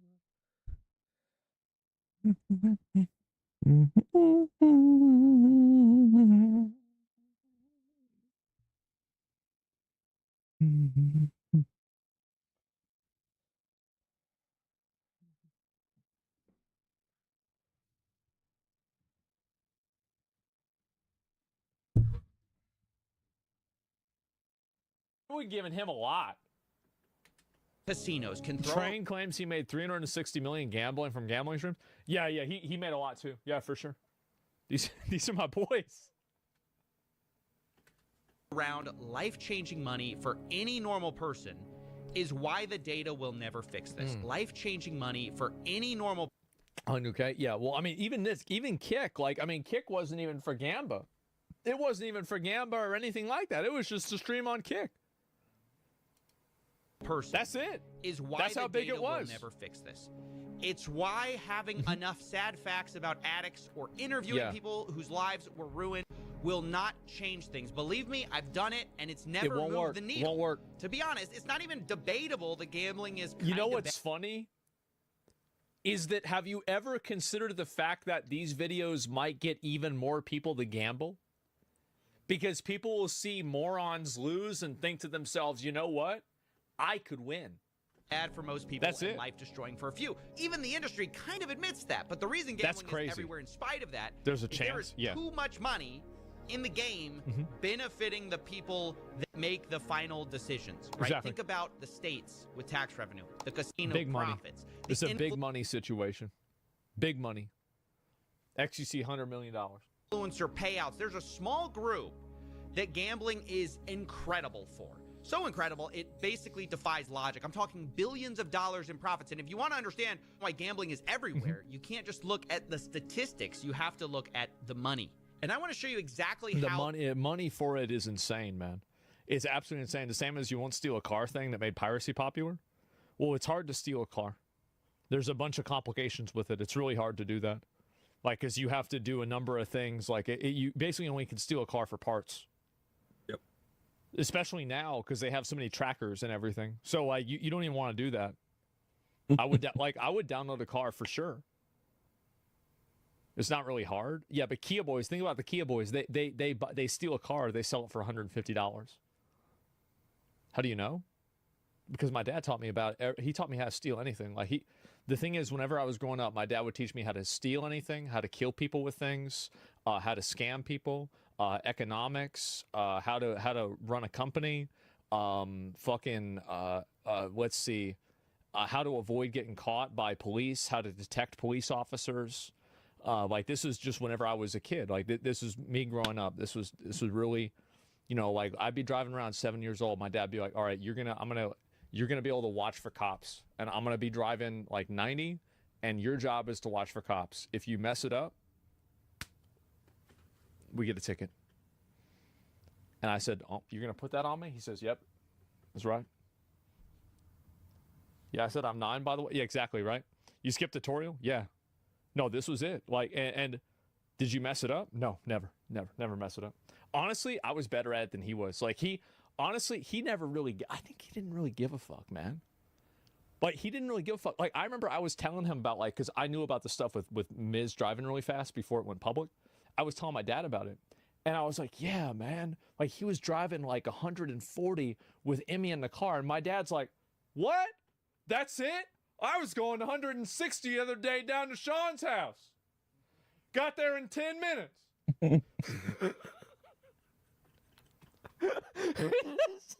That's it. Yeah, he's like, you gotta really be locked in thinking about that shit. And no, that was and so like I knew all about this shit and like all these scams and everything, like how to make this money and like how to like I taught myself how to drop dice. But I never really got good at it. My dad said that his dad, my grandfather, who was like a legendary piece of shit, like you think of the biggest piece of shit of all time, and he was worse than that. And so, but he knew how to do it even better than I did or anybody did. My dad, like, this is how much my dad hated my grandfather. My dad, number one, tried to kill my grandfather. His dad, right? Like literally he had his face on a curb and like he ended up not killing him and stomping his face in, but it almost happened because they got in a fight. And then I don't remember when he died. My dad didn't even tell me. He didn't even tell me. He hated that motherfucker, bro. He hated him so much. Yep, that's it. Yeah. What the fuck? Yeah, no, I'm telling you, right? Like no, because if you knew the stories, you would know why. Like my dad was not wrong. Like he was not wrong. Like this dude was a degenerate. This works with an example. This is Matthew. He's better known online as Nate Shot. Matthew. And recently he took a gambling deal with an offshore crypto casino. Smart. And he flew over there. I remember this. I watched him do that. Talks about the deal. I want you to notice it's a little strange. He almost seems hesitant. Boys, we just partnered with Rootbet, and before I say anything, don't gamble, okay? You will lose. I love this shit. I really do. I really love this. I think this is amazing. I just partnered with the company don't buy these things from the company. And it's so addictive that people do it anyway. Yeah. That's amazing. Get it twisted. You will become a billionaire. Video? I'll watch it. I promise you, you're gonna lose. But that's why I partnered with Roobet, so they can pay me to gamble. So I can lose? So even when I lose, I'm still gonna lose. Yeah, it's pretty. Some of these guys really need to come to me. Like, more of these people need to come to me for advice about stuff, because like the way that you handle this is just that's just cringe, bro. Just say like, listen, guys, if I had to sacrifice one of y'all on the top of a Mayan pyramid and cut your heart out and roll the corpse down the steps for $1 million, I would do it. And I would be ashamed of you if you wouldn't do the same thing for me. So today, I'm beginning my partnership with this gambling company, and we're going to be doing this. We're crowdsourcing the human sacrifices. Everybody can now be sacrificed. And like, you just let them know, right? Because that's the way you say it. Like, I feel like you don't need to like, what's this dog and pony show? Like, just let them know the way it is. Just let them know, because it's just, what are the tier rewards? Yeah, exactly. But yeah, epic. Nah, exactly. And unironic excellent salesman. The thing is, no. If you go back, like I went through, I used to do this a lot. Okay, I would do this a lot. Like these people need to just ask me. They need to just ask me, because a lot of people do not know how to sell. I feel bad for Roobet. I do, because Nate Shot comes out there limp dick, 2.5 inches. Oh, I don't know. I'm gonna lose money. Don't gamble. Oh. Like, what the fuck, bro? Like, we just gave you a bunch of money. You doing this? It's embarrassing. It's just embarrassing, man. Like, why would you do that? Pretty weird to hear someone say, "Don't gamble, guys," while announcing a partnership with a gambling company. Nate Shot implies that he may lose money, but in fact, he later admits that it's the most money he's ever been paid. Wow. I would have never guessed. Is the biggest partnership that I've had in my entire career. No, instead I think the thing is, like, you gotta, if that's the biggest partnership, you gotta think about more ways to make money. Like, there are a lot of ways that you can make a lot of money if you have a lot of money. And if you're still trying to get and do this, like, there's a lot. There's like, you can get into venture capital, you can do larger funds, you can get into commercial real estate. Like, I mean, there's a lot of ways that you can make. How do you turn $10 million into $20 million? It's easier to turn $10 million into $20 million, in my opinion, than it is to turn $500,000 into $1 million. Yeah, that's the truth. And so, by gambling, right? No, and there's a lot of ways you can do it. The more money you have, the more money you can make, because you unlock opportunities that fewer people have access to, and you can make sure to hedge your bets in a lot of cases. And bet on Google. No, it's starting to get harder, unfortunately. Well, that just means that it goes from like 10 to 20, right, or from 20 to 40. Like, it's still the same idea. Is it like, how do you think that these guys that have like billions of dollars, their money just goes? How do you think that happens? It's because they know how to make money.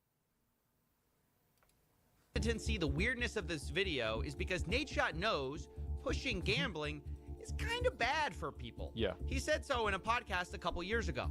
I definitely think that people streaming on Twitch, all the crypto betting, certainly incentivizes younger kids to be more interested in crypto gambling. Like, I don't know why everybody tries to go and bring out this thing with the kids. Won't somebody think about the kids? Like, I don't give a fuck about the kids. You got the NFL and the NBA that are trying to sell sports betting to kids. I don't want to hear about some fucking 34 or 35-year-old man gambling on a casino on a website. Nah, bro, like, says the same thing. Yeah, it's over, bro. Crypto gambling is banned on Twitch now. Who cares? Like crypto gambling. Like you really think that let's say you die. Let's say you die. And you talk to Jesus, or I think it's St. Peter, it's lore accurate, at the gates of heaven, and you say, I only promoted normal money gambling and not crypto gambling. Can I get in? Do you think that Jesus would be like, oh, of course, right this way? Of course not. Of course not, bro. Of course not. Like it's bullshit. It's bullshit. It's bullshit. I know personally people that should not have been gambling online, but because it's so easy to gamble with crypto, they did it when they could not afford to do it, and it has not worked out well for them.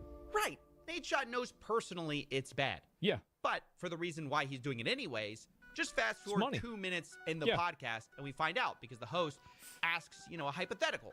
What if someone offered Nate Shot $100 million to promote gambling? And well, let's just say his tone changed. I ain't turning down $100 million, bro. You got of course. I mean, I'd take a gambling sponsor if I wanted to do it, right? If I didn't have to fucking gamble myself, sure, I would do that. Why the fuck not? Yeah. The thing is that it's the same with anything. I mean, a lot of people take sponsors like this, and like you can't get mad at people for doing this shit anymore whenever it's happening on fucking NFL and NBA. Like, really? I mean, like, and this is the problem, is that people try to hold like an influencer to a higher standard than they hold the NFL to. It's crazy. And so you have people that are given a bunch of money. Of course they're going to take the money. Absolutely. Most people would do this. It's just common sense. Sure. Brother, I'll go on there and I'll crypto gamble 24/7, dude. It's not a stigma now? Yeah, it's not. At that point, man, it's the parents' fault. Hey, I'm just working over here. Just kill them. You're gonna pay me more than LeBron. Kill them kids. Brother, I would be lighting up, cash on fire, gambling crypto.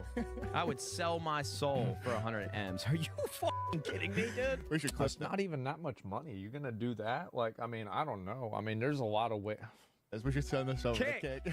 Yeah. I won't sleep. I will be your workhorse. You want me to pump blue chews and crypto gambling? I will do it all. You got me fucked up. Them kids, dude. Fuck them kids. Look. Fucking paste. There it is, but I'm broke. Yeah, exactly. That's a shitload of money. What the fuck are you talking about? I mean, like, to sell your soul for, though? I mean, that's a lot, isn't it? I mean, like, damn. You're talking about selling your soul. Look, I'm just going to say, you can say he's wrong for saying that. He's a bad person for saying that. But the reality is, this is why gambling is winning. The casinos have so much money, they are buying people's souls. Even people who kind of admit gambling's kind of bad. Well, and then another reason why this happens is that, like, for example, a lot of sponsors nowadays don't want to invest money into online spaces because of controversy. So you have less big sponsors in the space, and it's like if you're a guy like me, for example, and like you like to talk about having sex with robots, and you like to talk about you know, like how you would put everybody in jail for just making you mad. Like, there's a lot of people that don't want to have their brand associated with that, right? Like, they're not really a big fan of it. And so gambling sponsors and like a few other sponsors really don't give a fuck. Like, alcohol sponsors do not care about this shit. They don't give a fuck. But that's why you see more of it coming into the space too, is that the endless purity testing and sponsor canceling that the community has done over creators over the years. They've done this. Like, there's been so many cancellations of creators. It's been harder for creators to get sponsors. Do you think these people are just going to go and turn down the money? Fuck no. Now all you're doing is now they're going to be going and trying to get the money from another sponsor. Because, like, and I remember I realized this. I talked to like a guy about this, and I said, like, well, you know, like, then you won't get any sponsors if you do this. He says, for every good sponsor, there are 10 bad sponsors. That's it. And so there's never a point, like my outlook now is that, like, I never worry about sponsors. I get tons of sponsors. It's no big deal. They might not be the most, politically correct, but who cares? Who gives a fuck? Is it worth it to take on a sponsor so you can have your own autonomy and do what you want to do because they don't care? Like, for me, absolutely it is. Absolutely, without a question. Instant trade, I would make it 1,000,000 times over. The check's still clear? Yeah, exactly. Right, it's still money. And it's the same thing. And at the end of the day, too, anybody that's actually going to dislike you because of that probably never liked you to begin with. They're just trying to control you. Do you think the wirebacks will think gambling is a good idea when they finally take over? You mean the Copperbloods? Man. I think no, because they know how to do math. Money on the table, and Nate Shot says, hey, fuck them kids. And by the way, speaking of fucking them kids, let's talk about Drake.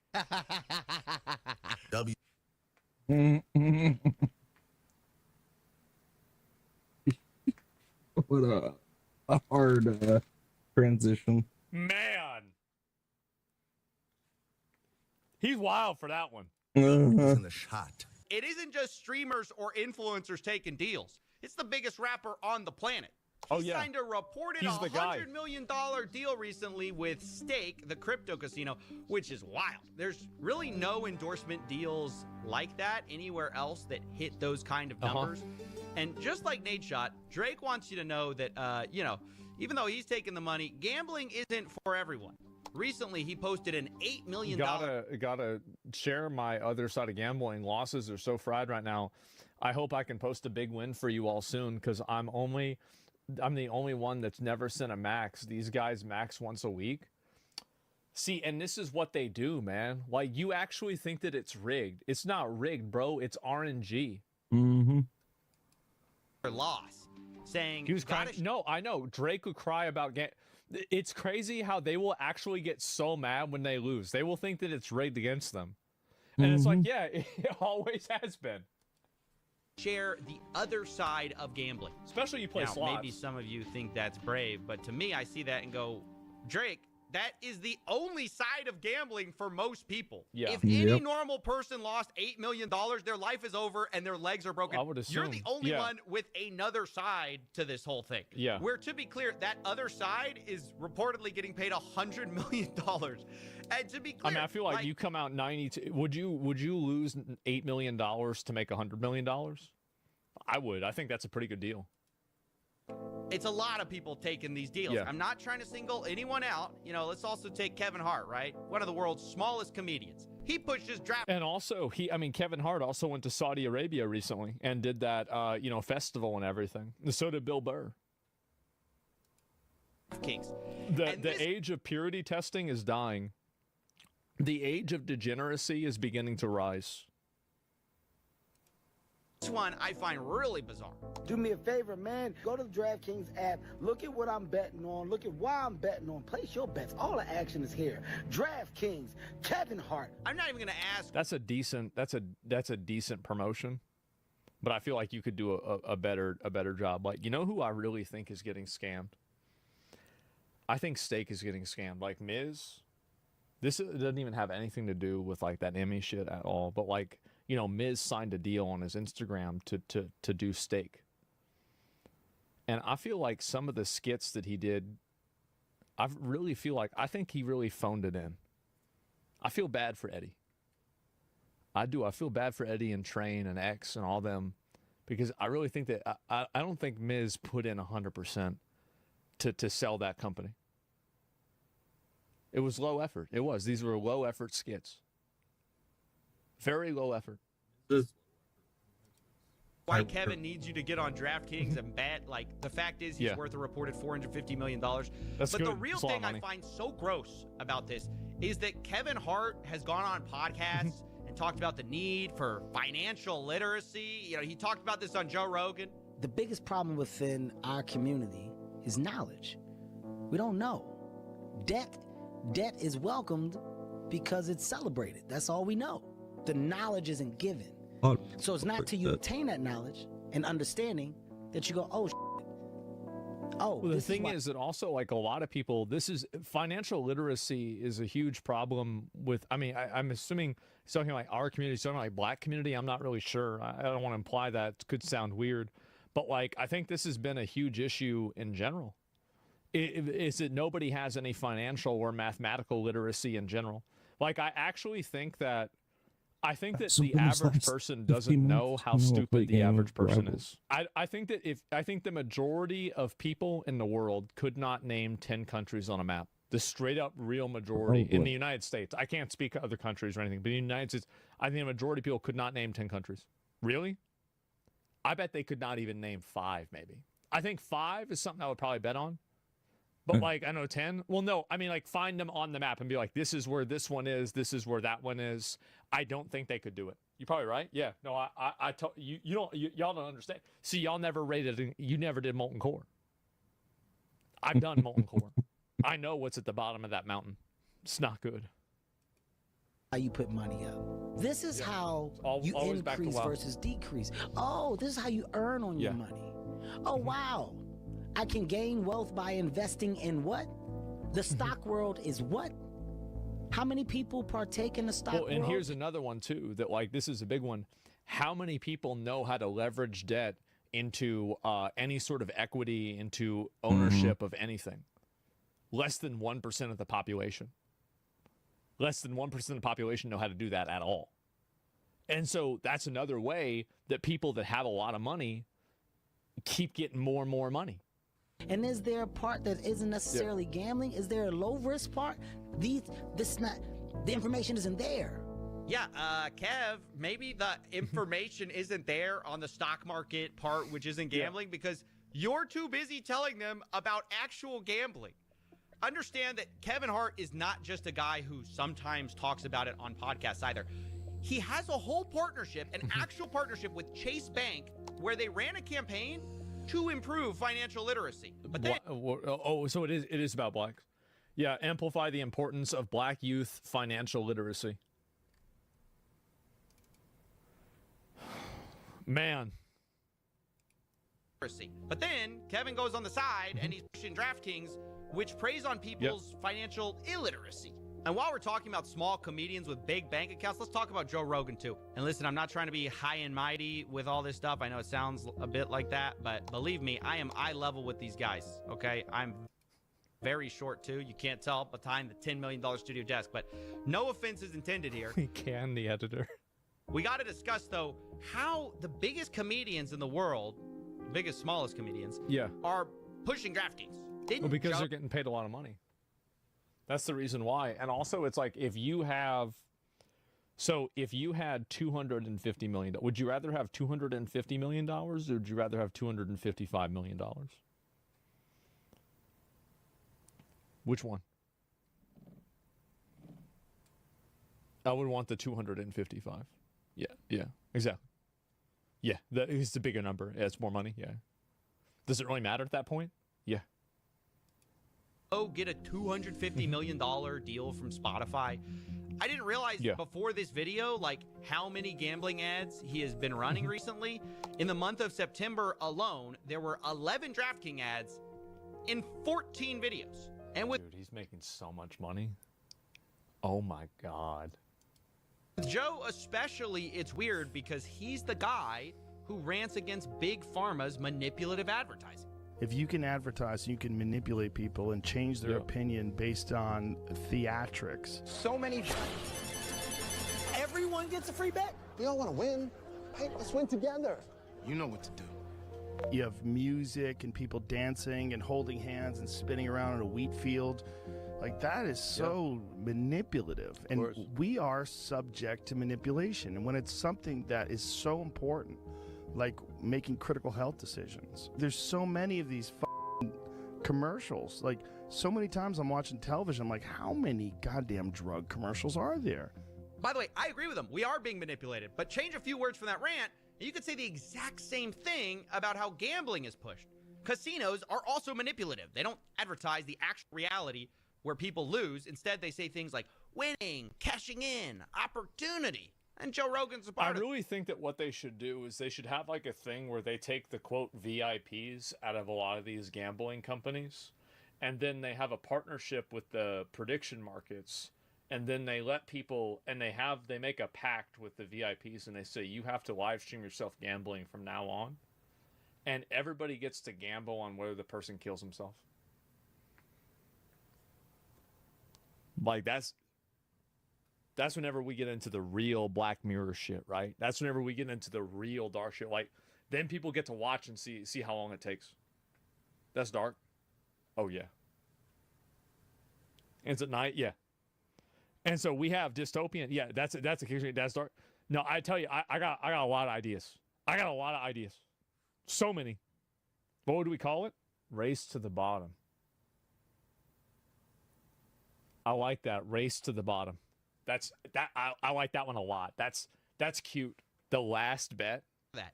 Every game is another chance to cash in. Don't just watch the action. Win with it. Every snap is loaded with opportunity. Big money. There it is. That is just as manipulative as pharma ads pushing pills that may end up addicting you. In both cases, the collateral damage are the addicts we created along the way. And I guess I have to ask, maybe people think, oh, one's worse than the other. Is there that much of a difference between a drug addict and a gambling addict? No, really, I'm asking. I mean, I don't know, but maybe a bit. I mean, like, there's a difference, yeah, but I mean, it basically does. I mean, the same thing can happen. It's like if you see the drug addict, you see him, he's shooting up or whatever it is, and you see him fainting, you go, oh, that poor bastard. But when you see a guy who's fully in the grips of gambling, trying to figure out how to get his money back, and he's all jazzed up with adrenaline. See what I was saying? Get his money back. This is what I was talking about with chasing losses. This is how it happens. Understand why? It's just like cocaine. It's just like drug abuse. It's just like the opiate problem. Yeah. It's just like anything else. It could. You and I both know people who have lost their lives gambling. Okay. Yep. You've seen people in pool halls. You see how they get, Joe Rogan. There's no difference in the drug addict and the gambler. Oh yeah. Not at all. No difference. So there is no difference. Then why do we shake our head at the Sackler family and pharmaceutical execs who push pills that ruin people's lives, but somehow nobody cares we're doing a very similar thing with gambling? Because the pharmaceutical companies aren't paying creators to advertise the drugs. Duh. That's the reason. Yet. Yeah, they should do that. I could be the first person to get sponsored by Pfizer. I'd be like, and honestly, it would be a long-term investment for me to get sponsored by Tylenol. Because if I could make more kids autistic, it could give me more viewers in the long term. At every level of society, we are shoving this down people's throats. And it's not that I mind if people gamble individually. I'm talking about that. I'm talking about the long game, bro. Would not have done it. The long because game. Everything is gambling now. From sports to entertainment to investing. It is totally inescapable. And we're moving the casino from Vegas directly into people's pockets, connecting to their bank accounts. I don't know exactly how this is going to end, but it doesn't take a genius to see where it's going to lead. Gambling is going to be a much larger problem for people and especially young men. And the saddest part is there's no amount of data or facts that I can give you that's going to stop that. That's right. There's just too much money at stake. Well, it's because they're stupid. That's the reason why. And, okay, I reached out to Joe Rogan, Theo Von, Bad Friends, Nelk, Kevin Hart, Drake, and Nate Shaw for comment. Theo Von and Nelk responded for comment. What did they say? What did they say? Let's get to content. Regarding online sportsbooks or winning cash on sports, we currently work with Prize Picks. Between us, I enjoy betting very mildly on sports.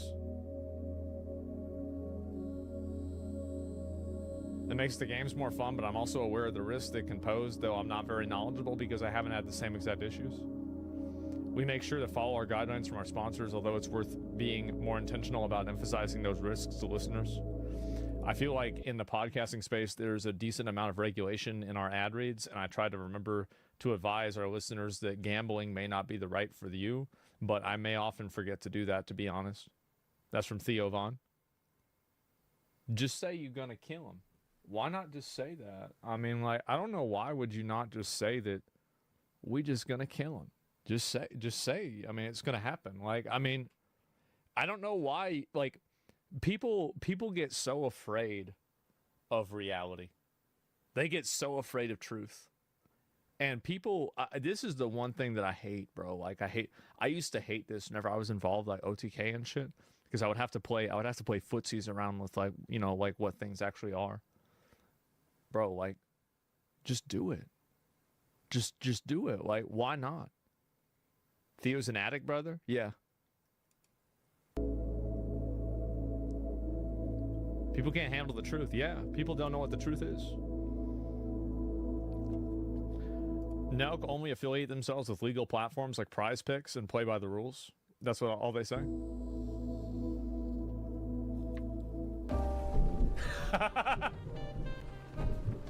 Yeah. Hey, come back to the bar and let me fix you a drink. The weather isn't changing anytime soon. You know, all it would take is basic advertising rules or legislative change to put a stop to half of this stuff. That's the thing. Here's the problem that I think Coffee and I have, is that we expect people to go based off of logic and rationality and then make a decision based off of the conclusion that that logic and rationality led them to. But what I've learned over time is that the people that gamble and the people that get invested in this kind of stuff, they don't think like we do. They don't, it's like you can't reason a person out of a position that they didn't reason themselves into. You can't talk a person out of this. You can't make them think their way out of this because they didn't think their way into it. Money makes the world move, Coffee. And the people who write the rules like them just the way they are. Takes a lot of effort. That's what you think. That's what you think. Do you really think it's worth all of this, though? Yeah. Like, just for a little more money? Yeah. Hey, you said it yourself, didn't you? It's not just a little money. It's a lot. It's a lot more money. That's right. If people would sell their soul for $100 million, well, imagine what they do for billions. You know, maybe it is time for that drink. Man. You're gonna tip this time, right? He doesn't have the money to. He doesn't have a gambling sponsor. Yeah. No gambling sponsor, so how would he be able to have the money for that? I will say, absolute cinema. Amazing, great video. Great video. Amazing. This is, bro, oh my God. He cooked. Why are you being a dick? You don't understand addiction? Addiction is, with a lot of gambling, people make a choice to start doing it. Everybody knows not to gamble. Everybody knows not to do it. If you do it, that's your decision. You did it. You did that to yourself. Nobody held your hand down and made you start doing it.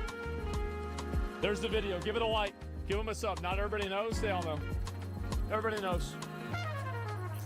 Your own life is your own fault. Yeah, bro. Like blaming the world for why you're flopping out and crashing out and fucking up. That's not. It's just not.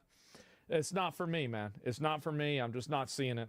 But this is really, I think this is the future, right? This really is the future. This is the way it's going to be. I think probably just indefinitely. The fact is that society loves to gamble. Society loves spending money. I know, I'm going to look at the JD Vance thing. Let me just finish this, though. And people that do this, right? And I look forward to the future. Yeah, a lot of people love gambling. And people do get manipulated with the sneaky ad tactics. Yeah, of course they do. But like, there's every advertisement is trying to manipulate you. Like, I mean, whenever you really think about it, it is. And so like, that's just the way that they're manipulating empathy with understanding. Yeah. Like, I understand, like, it sucks that it happens to people, but I also understand that people do it to themselves, right? That's it. Have the same energy for druggies? Yeah, of course I do. Like, I mean, you do. People, the thing is that a lot of people are the architects of their own demise. A lot of people make decisions, and their decisions lead them to a place in life that's not advantageous or positive. And I think that once you understand that about individuals and people, then you can begin to live a world and understand about yourself too. Like, again, like I began, this is the way that I think about things. Give the video a like. Again, CoffeeZilla, we've been watching him for a long time, and I really, really love his videos. This is a great video, and I think it's honestly, like, it's very well put together. I mean, I really, this is such a well put together video. Come on, bro, you can educate people. Not everyone understands the risks. What do you mean? Like, I mean, you just have to think about it for 3 seconds. People come and go, but the slot machine never leaves. Who do you think's winning there? It's obviously rigged.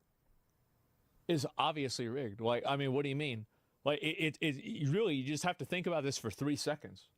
You think about this for 3 seconds, and there are some people, bro, there are some people that are just born to be scammed.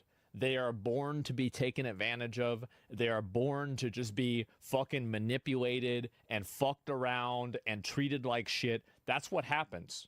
That's what happened. People that are like below, like, you know, bottom 20% IQ, people like that, they just get fucked over. And you might not like that that's true, but it's true. It's a fact.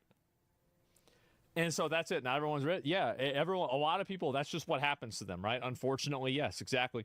Life is hard. Yeah, life is hard. It's even harder when you're stupid. You got to learn from your mistakes. The way that I do it, last thing I was going to say is that the way that I handle things is that I look at everything from the lens of it being my fault.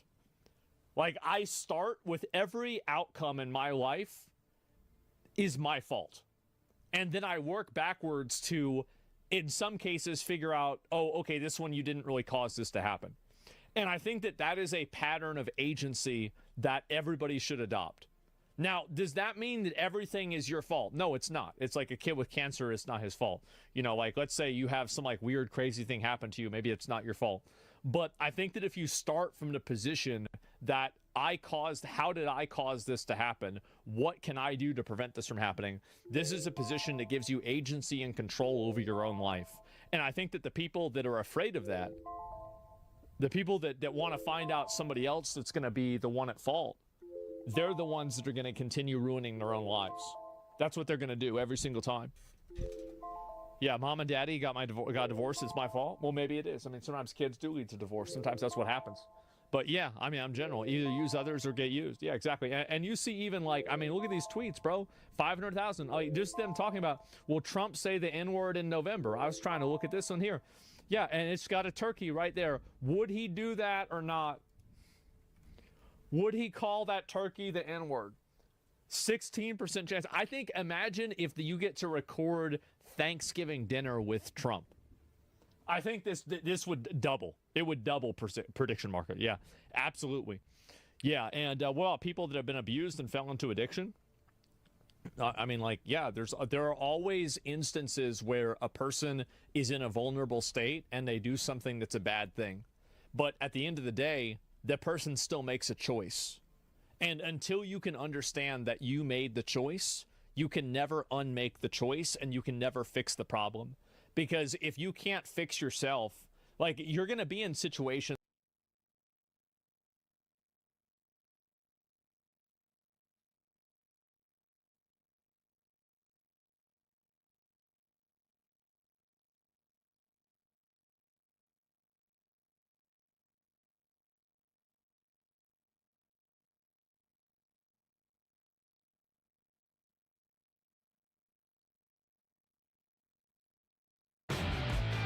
They do the YouTube game.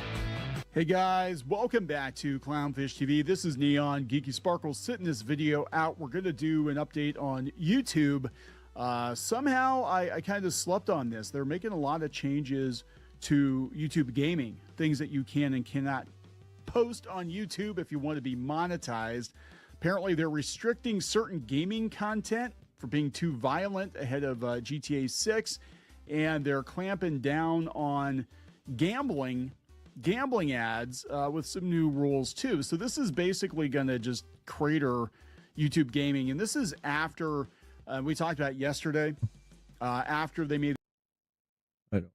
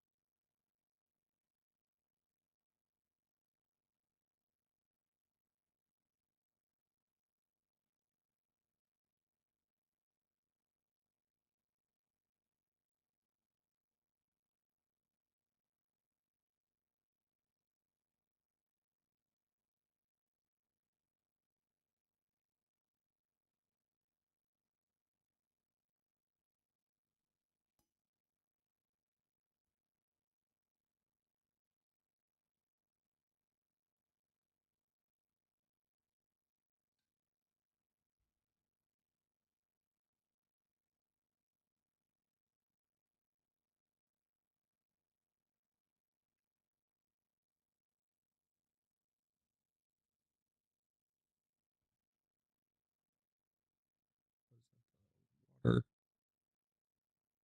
Water gun.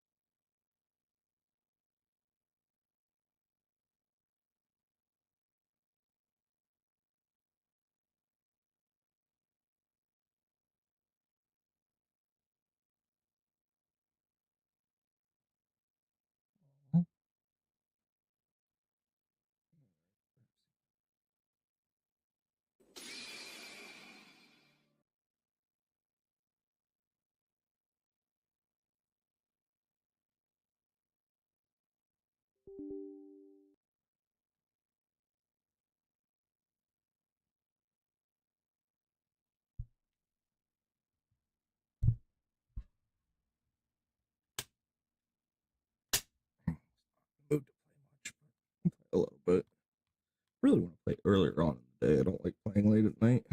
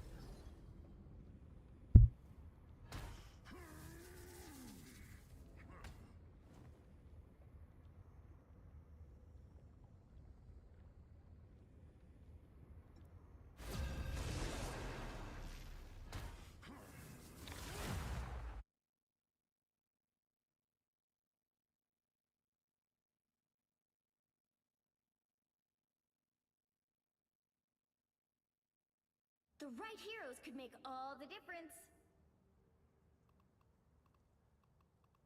I am the Phoenix. Behold my cosmic might.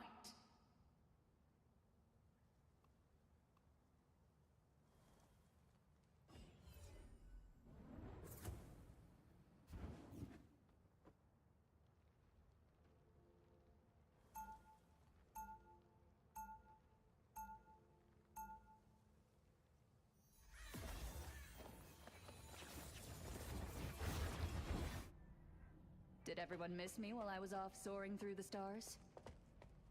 Host is an outdated term. Jean Grey and I... We'll be coming in 30 seconds. Stay strong. I'll do my best to protect your kingdom, Angela. Yggsgard is no home to me. I am a child of heaven. But the Phoenix told me you're the daughter of Odin. By blood only. By The battle starts in 5, 4, 3, 2, 1. You need to stop that vehicle in its tracks.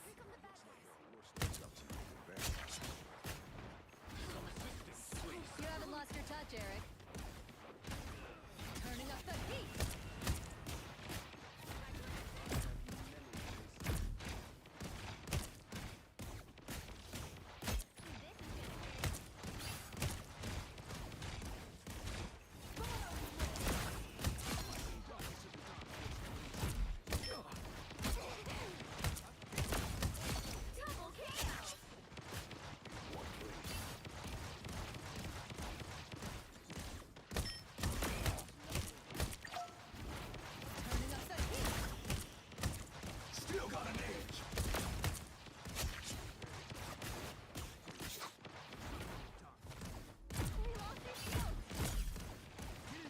At least you finally get the rest now, Blade.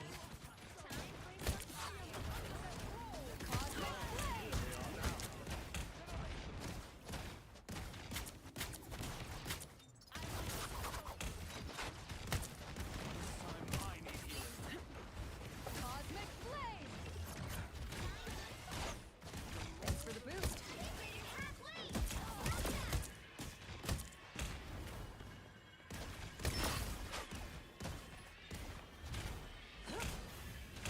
Better stop that vehicle. There's still a chance to stop them. Tandy needs help. Cosmic Flame! We are undefeatable!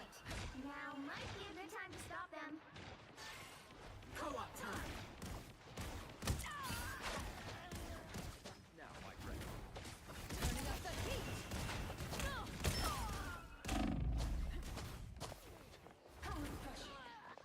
You got them all!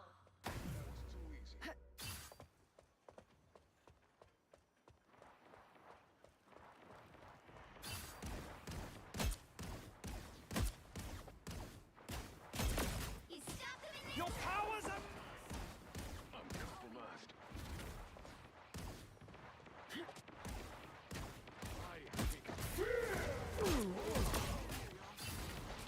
Turning up the heat!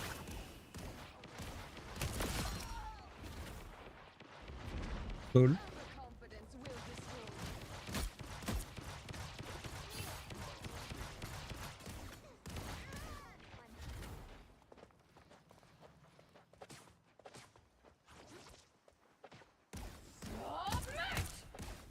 Don't mess with the amazing Spider-Man! The shield never hurts.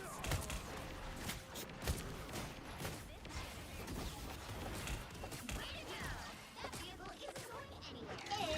It's spider time! Rise, my friends! That's all it took? Really? Double KO! You're safe now, my friend. Second chance is over.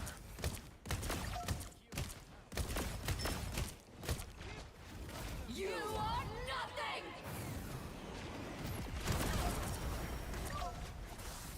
Can't catch me! Some assistance, please. Your powers are mine! Magneto! Cosmic Flame!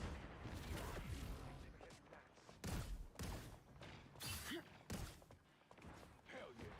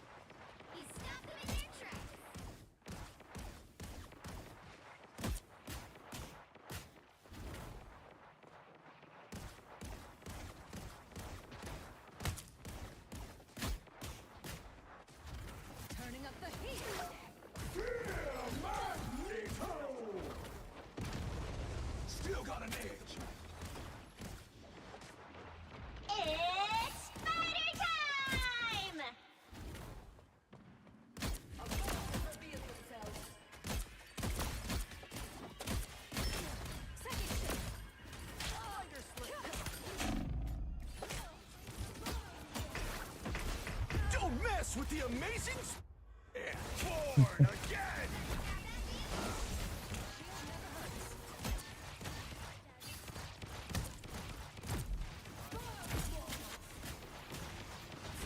Second chances over.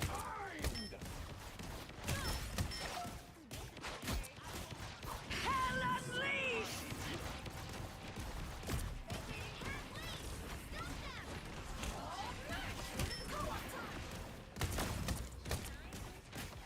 You are nothing!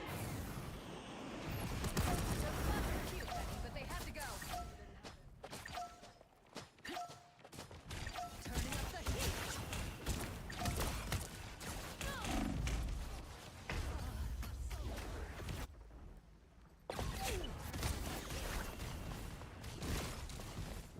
You go.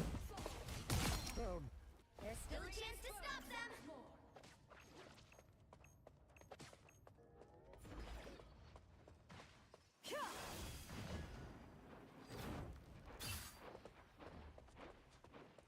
The cosmos heals you. Us against the world. You stop them in their tracks.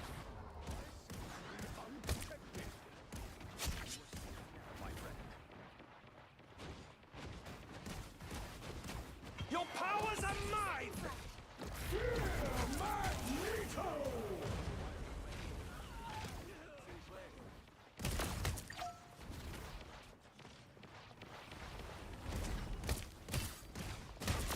Cosmic flame. Thanks for the boost.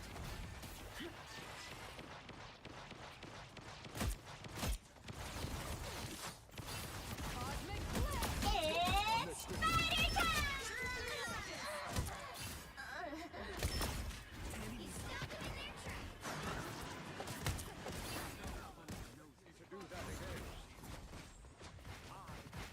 Cosmic flame.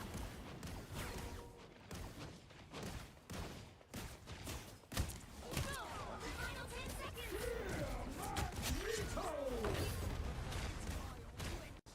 Turning up the heat. Chance against the warrior Another epic victory. Big win.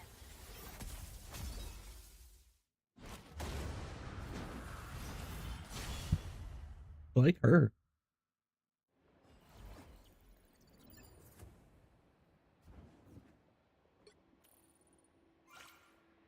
Alright, coolest.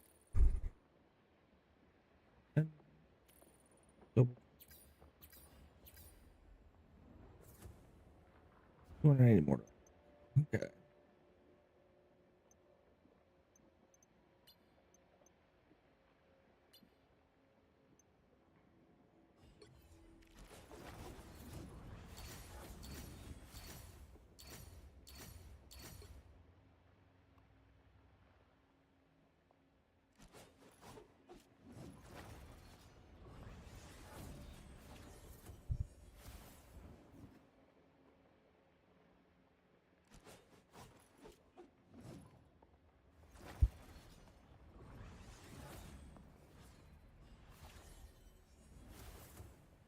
Yeah, I was just kind of playing it, but yeah.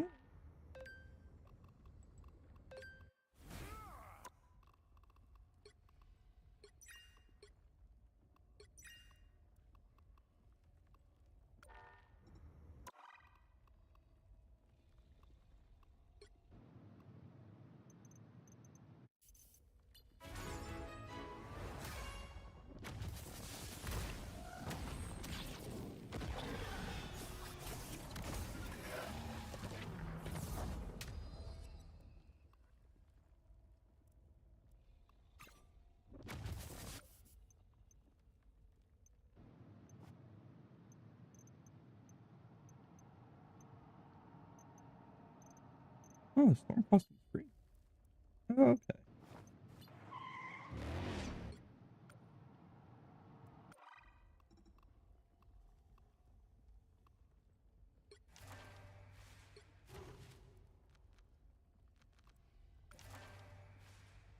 Now the best assists.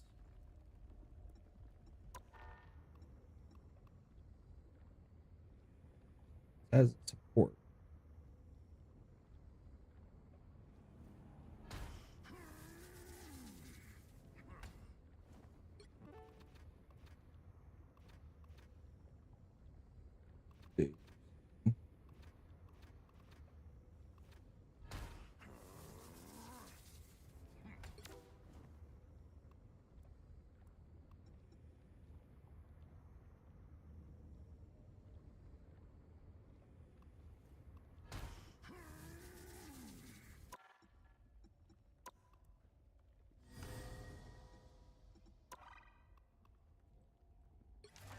I really need to grind out. 2 weeks left for these events. 7 or 8 are left.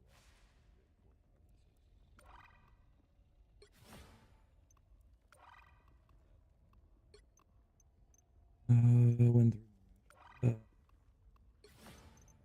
that. Matches for that. 2 matches. That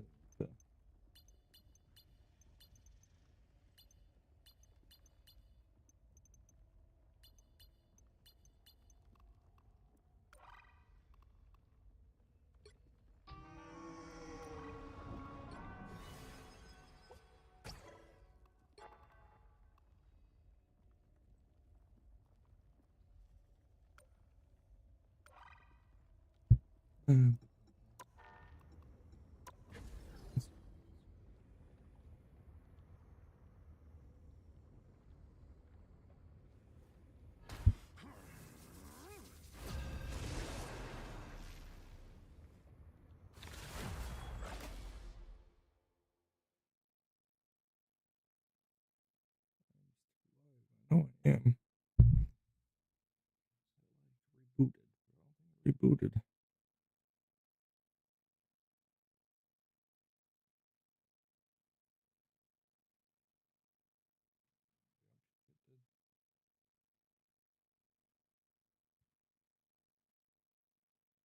You'll need a top-notch team to win this one.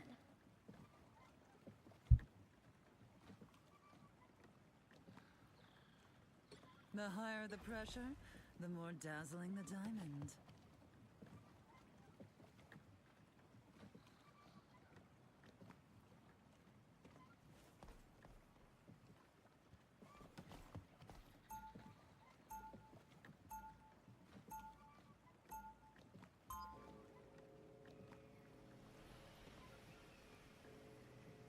Round 1, The only thing stronger than my skin is my mind.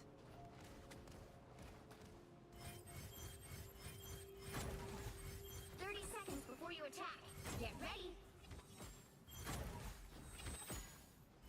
Your adamantium is not easy to find. I would like to obtain yours. You'll have to strip it from my bones first, bub. That can be arranged. Not before I slice you open like that talking tin can you are. The battle starts in 5, 4, 3, 2, 1. All you need to do is capture the mission area. Got it? Don't need enhanced senses to smell that something is off here.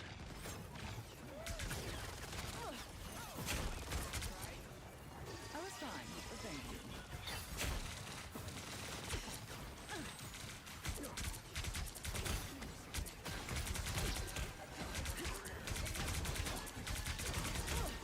Mental domination!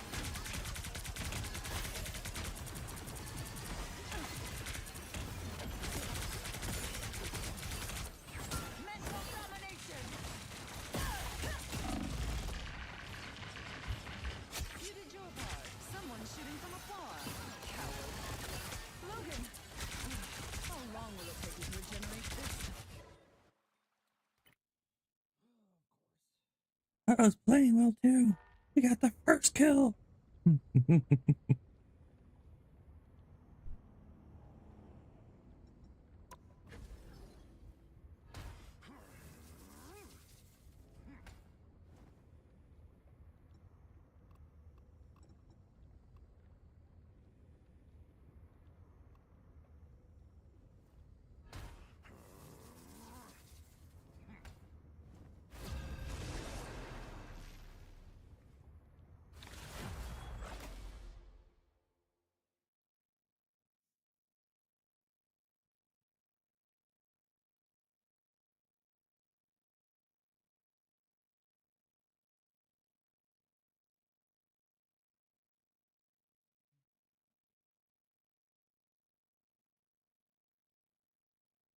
The right heroes could make all the difference.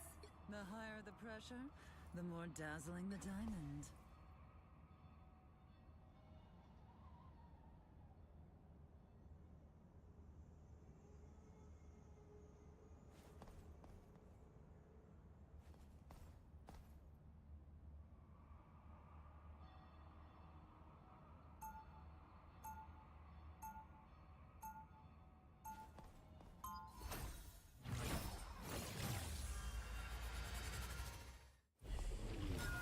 Round one. I'm as flawless as they come, darling.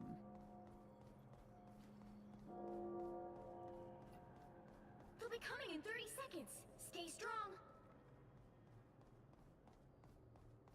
The worst part about white costumes? The bloodstains. Am I right? I wouldn't know. I don't fight to hurt people. I fight to heal them. Well, when I'm done here, you'll have plenty of folks to heal. Trust me. Something tells me I should start with you. The battle starts in 5, 4, 3, 2, 1. You have to stop them from securing the mission area.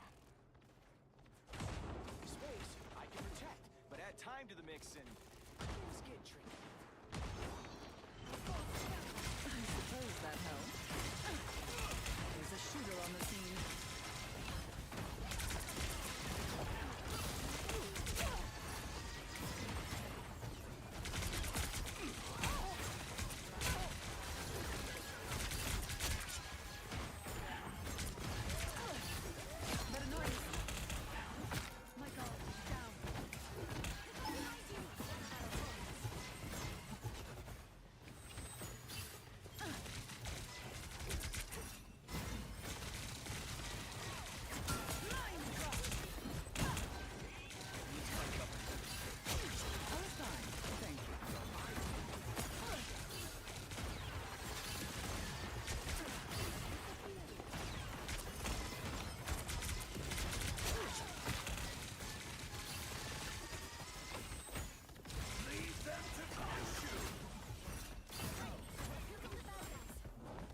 It's a very game.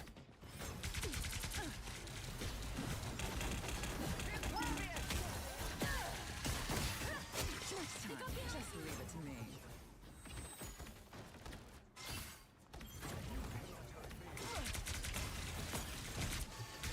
I suppose that helps.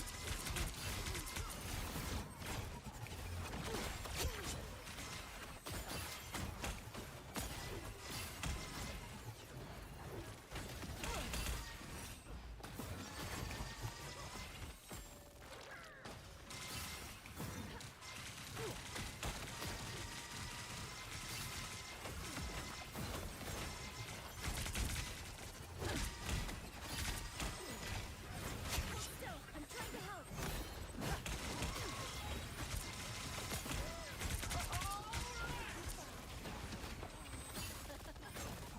Oh, they do not look happy. I suppose that helps. This deserves your attention.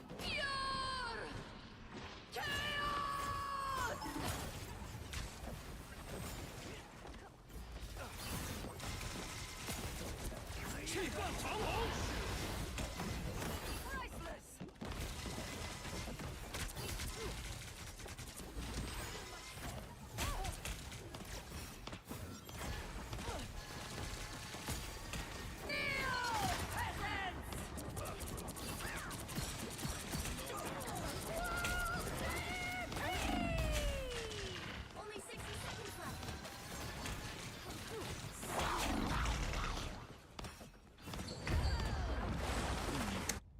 You can get tested. Double KO. That's 3. Wow, 4 in a row. Hex. I'm opening a portal.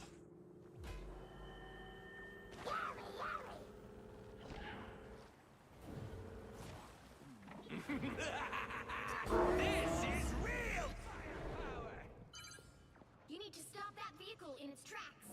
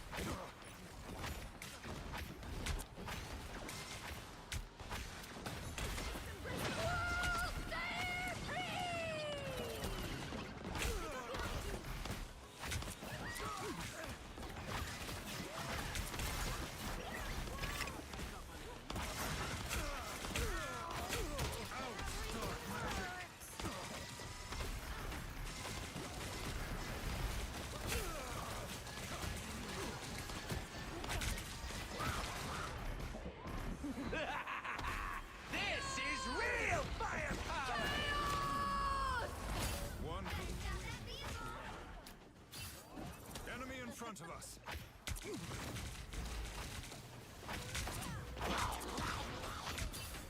Leave me, Stop them! Only 60 seconds left.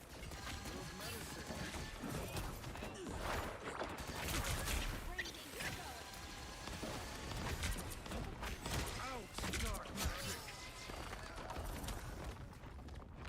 I'm ready to unleash my mystic power.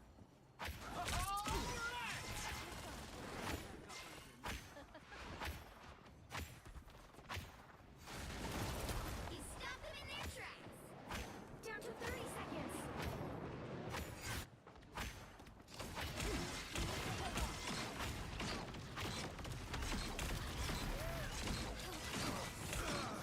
I am strengthened for battle.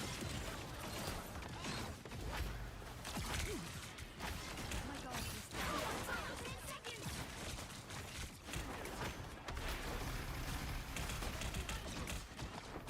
By the eye of Agamotto! Keep fighting until we have a winner.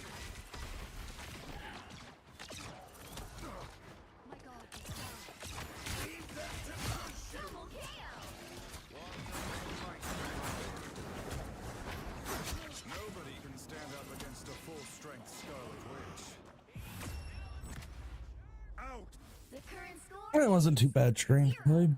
2, 1. Time to switch things up, including which side you're on. You'll need a top-notch team to win this one. Open your eyes. Reality is but an illusion. You are insignificant.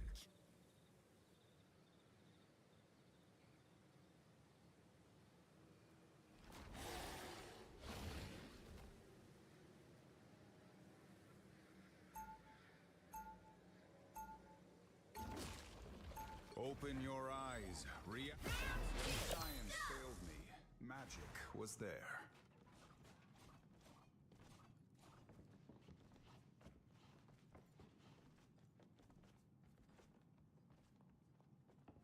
Seconds before you attack. Get ready. Open your eyes. Try to do the right thing. Sometimes people always got the wrong way. I know exactly how you feel. Open your eyes. When science failed me, magic was there. The battle starts in 5, 4, 3, 2, 1. All you need to do is capture the mission area. Got it? Once I saved lives with a scalpel. Now I do it with a spell. Our enemies, I am strengthened for battle. Out, dark magic! Powerful spells require extraordinary patience.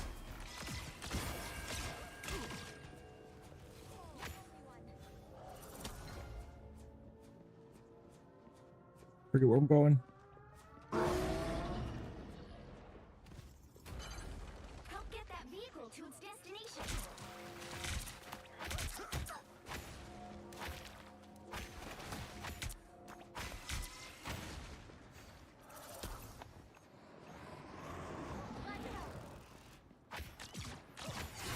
I am strengthened for battle.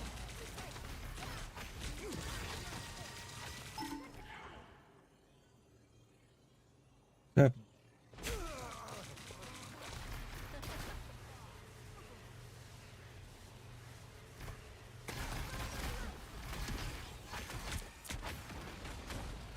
Get ready.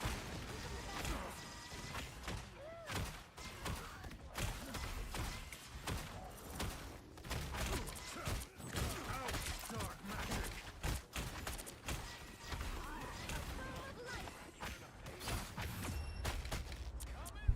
Final score 2, 2, 1.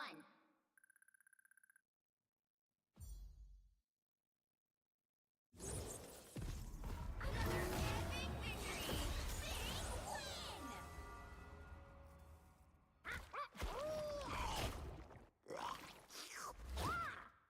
All right, I gotta go.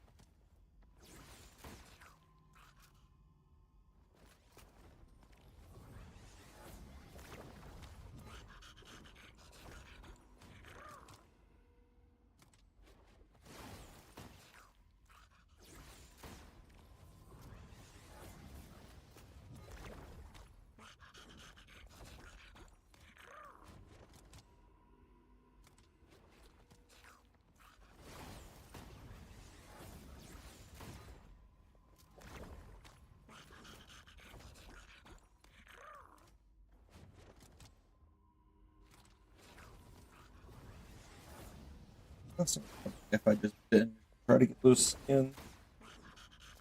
That's all I'm in this looking for. The skins. Don't I want skins? I didn't have a tank. I had a Groot. Eventually. I felt like they were gonna win with it. Without a tank.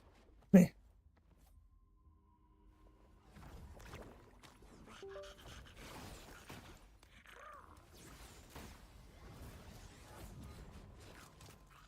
Really bug game feed, man.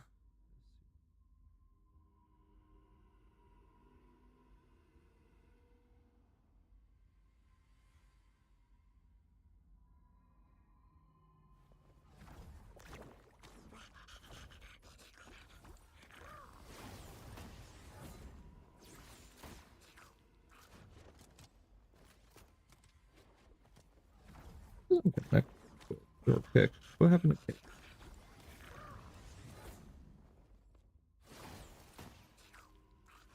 Says I'm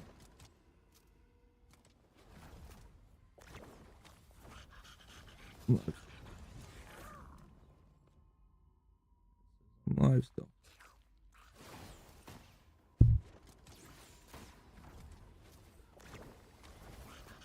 You kids.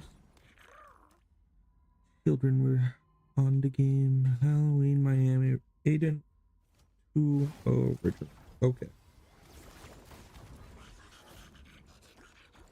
Okay. We're good. We're plugged back. I don't know why I did that. I feel like but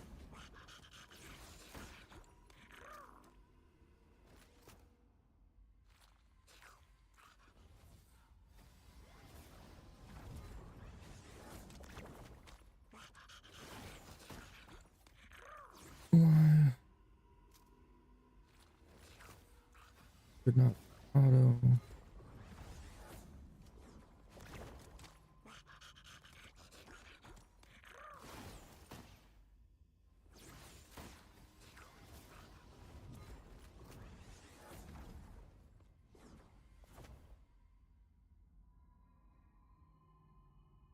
Let's see.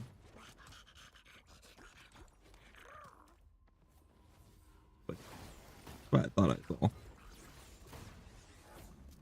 One death. Sweet. Only 6,000 damage.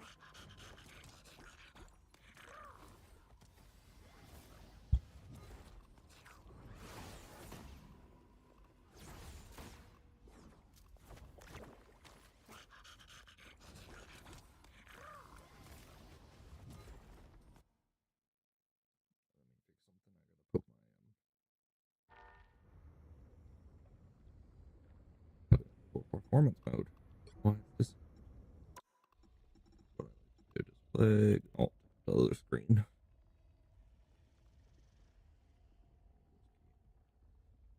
Accidentally push that.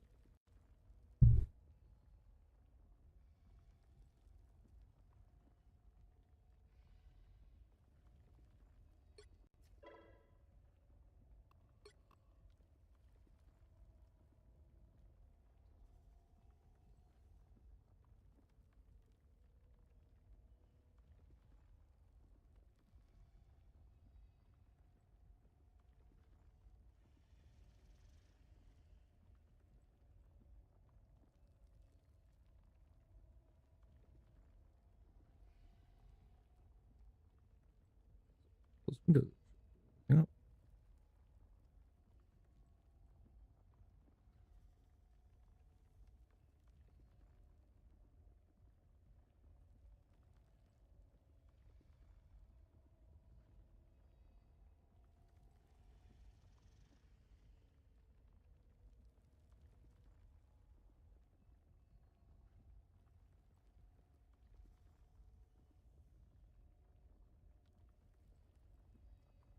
Ilhan Omar. I cannot stand that woman.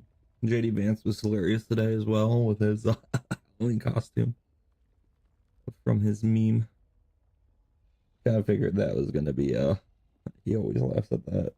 I'm glad he has the ability to laugh. And I would be probably ferocious. Cool.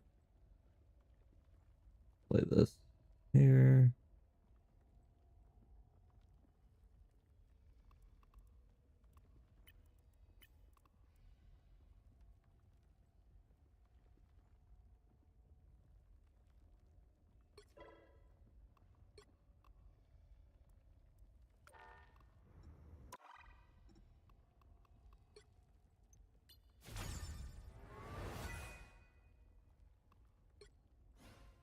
What are we gonna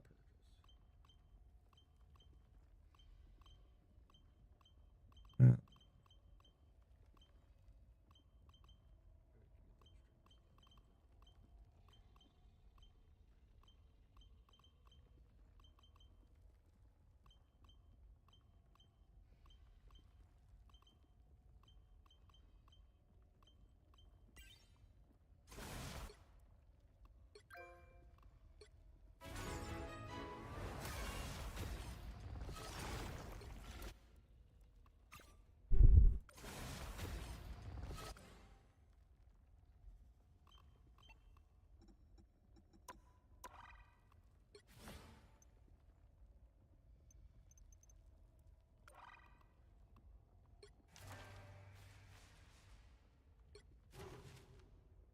Need 5 more assists.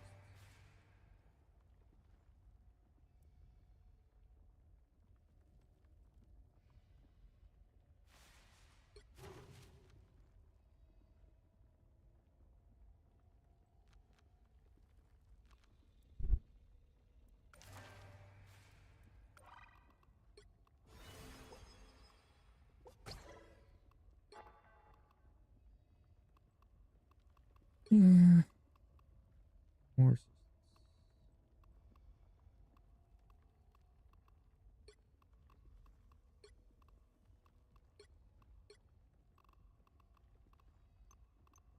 Oh.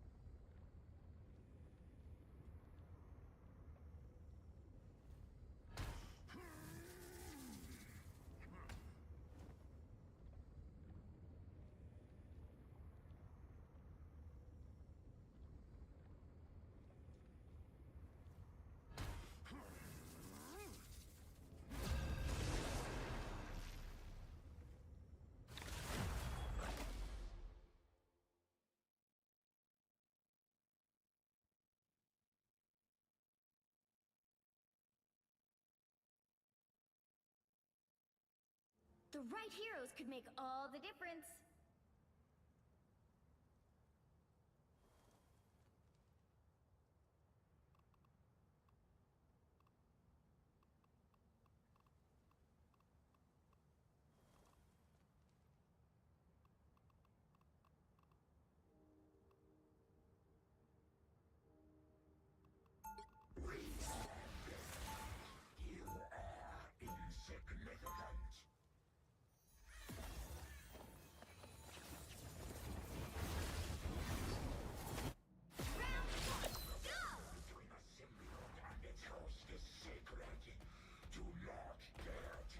They'll be coming in 30 seconds.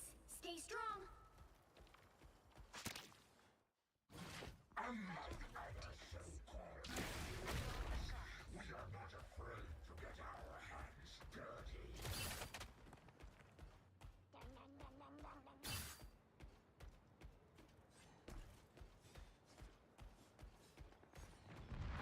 The battle starts in 5, 4, 3, 2, 1. You need to stop that vehicle in its tracks. That will do tore everything apart. I want to be a part of putting it back together.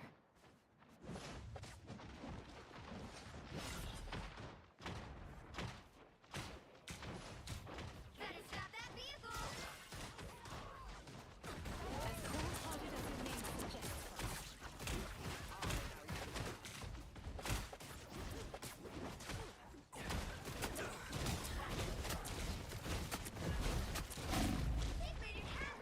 the heck?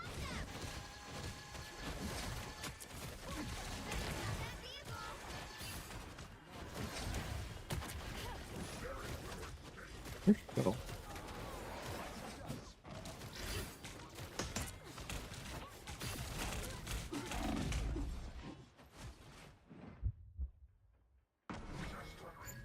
There's no chance to stop them.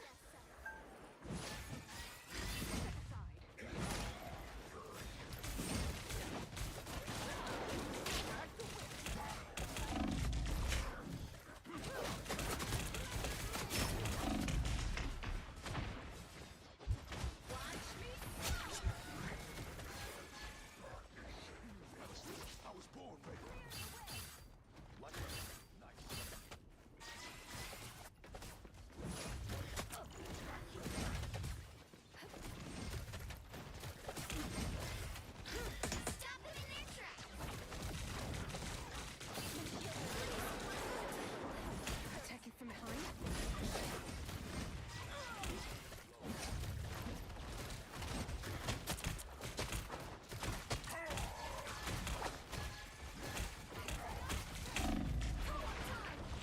Come on.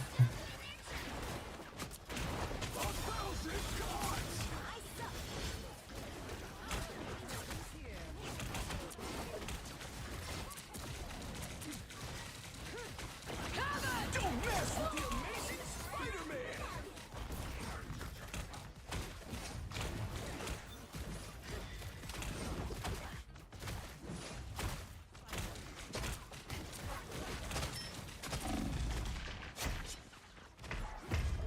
I screwed up. Is it though? The hit.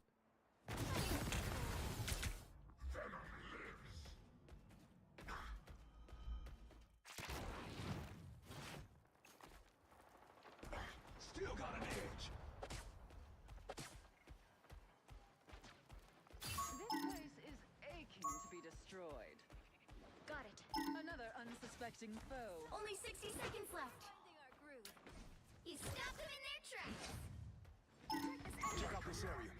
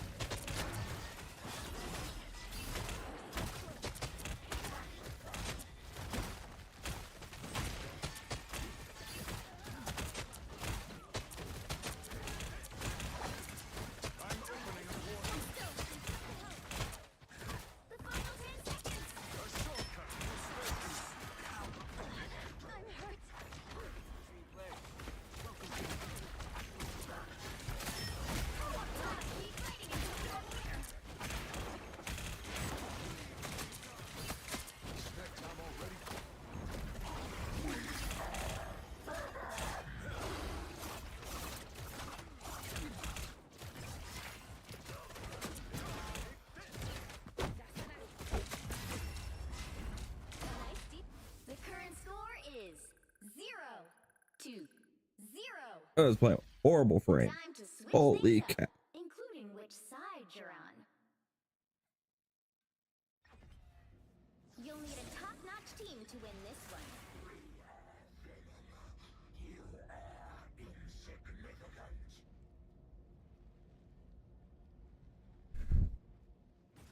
I guess I cannot watch a show on the other screen while streaming. There's kind of, but it is what it is.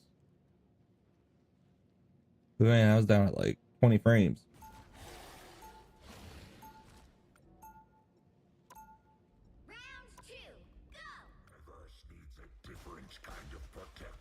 Asgard has been invaded yet again. But as always, Loki shall prevail. 30 seconds before you attack. Get ready. Fools! Do you truly believe you can stop my grand scheme? Daggers are formed from pure life force energy. They purify whatever they touch. Those would be quite useful against some of the demons in my homeland. Let's hope they're just as useful here. The battle starts in 5, 4, 3, 2, 1! Help get that vehicle to its destination!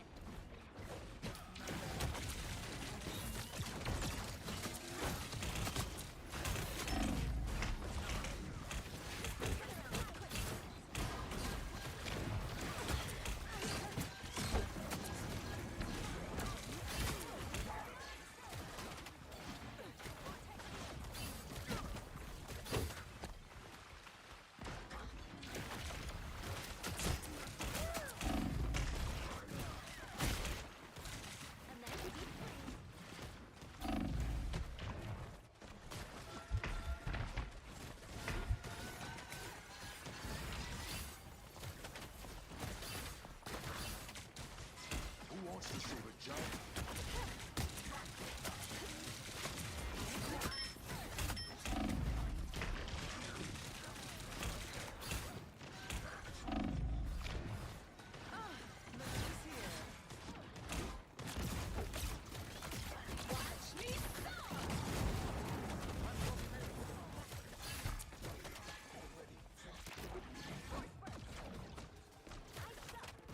Disappear! Final score, 1-2-0.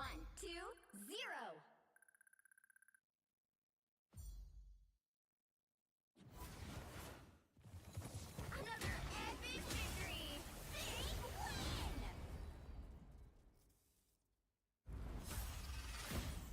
Big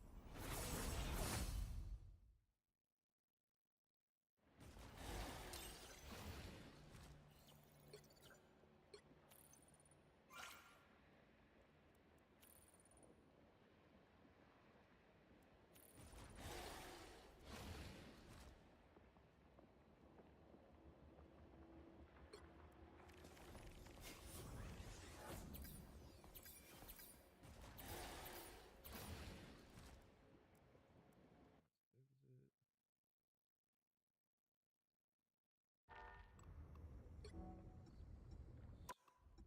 Take this. What I'm trying to do down. Cause it doesn't like it.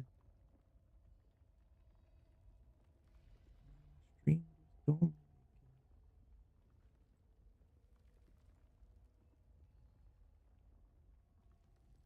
it anymore.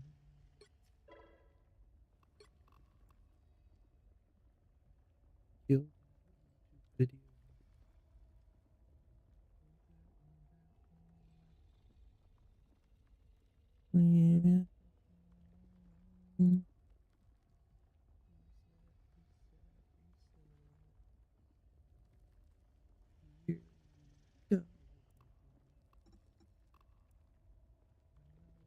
Day in my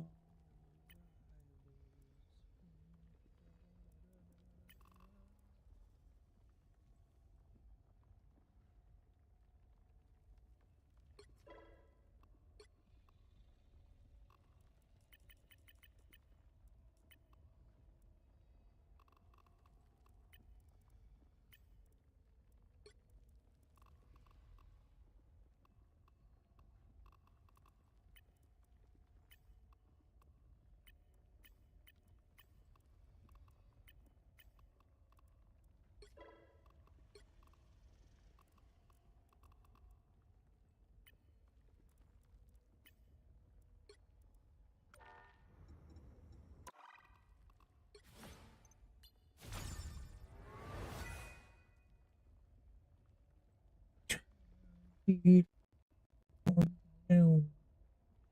You've been for a while.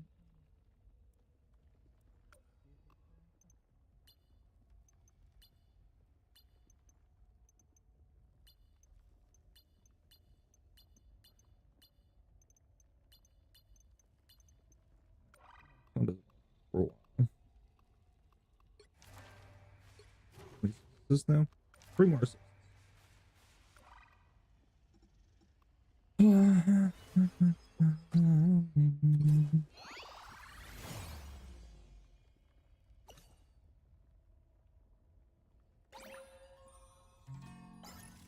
Yeah.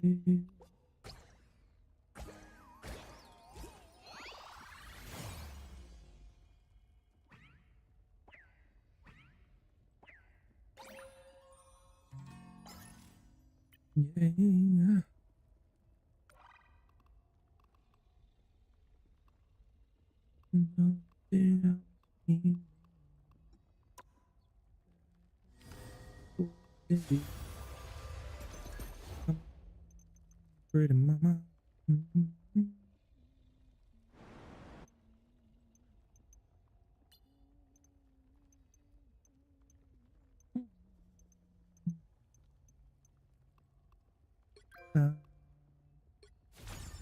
Mama.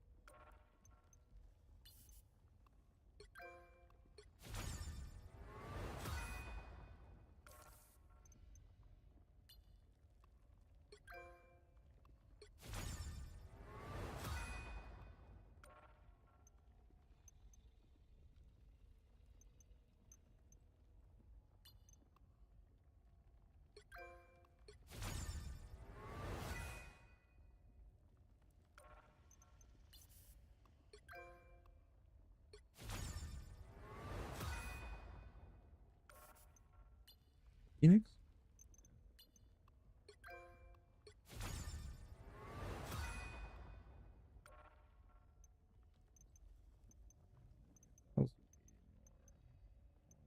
Agree. Oh, that is a free mag skin.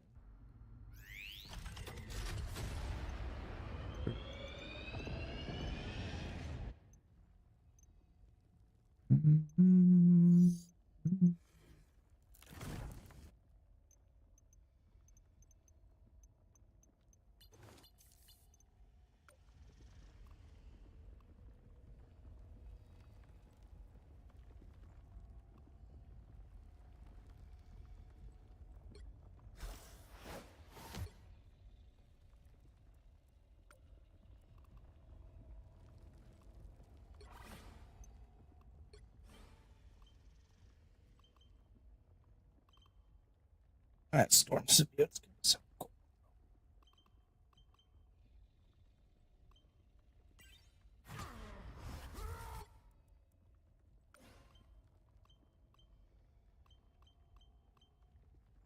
One day I'll be back buying this cool skins.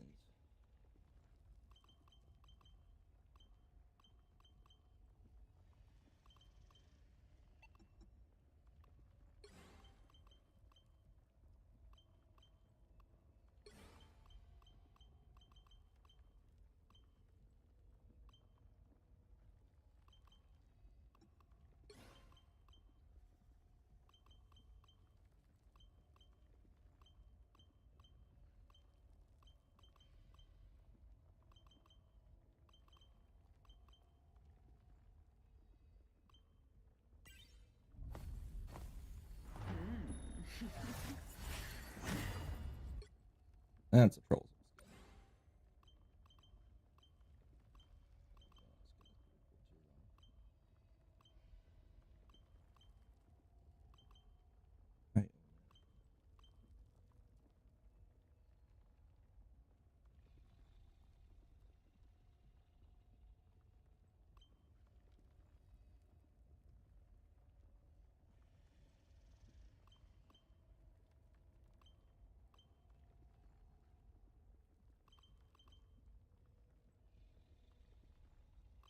Yeah.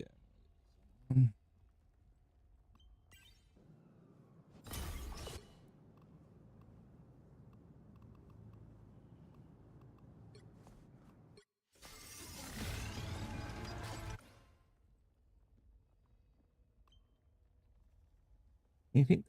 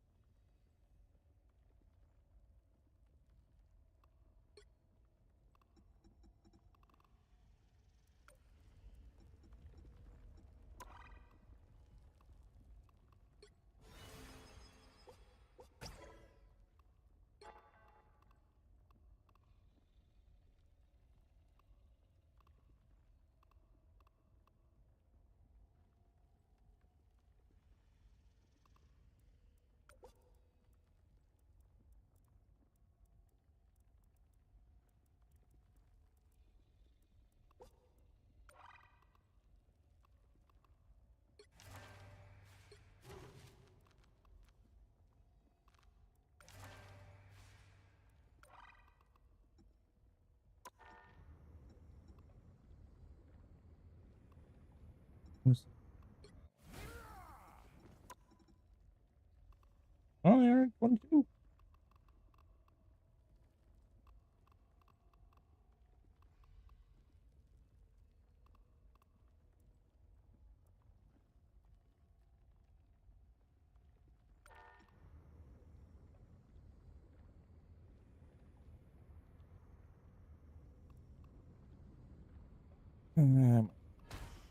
Buddies.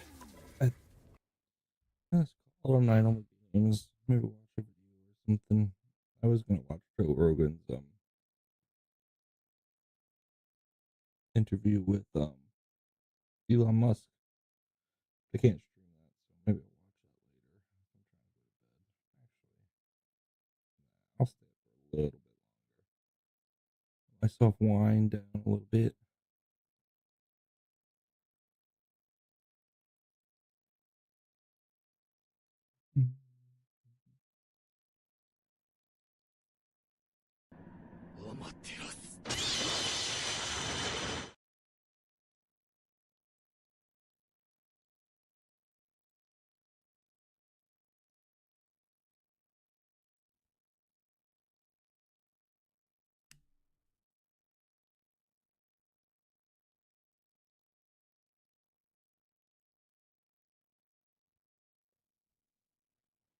Let's watch.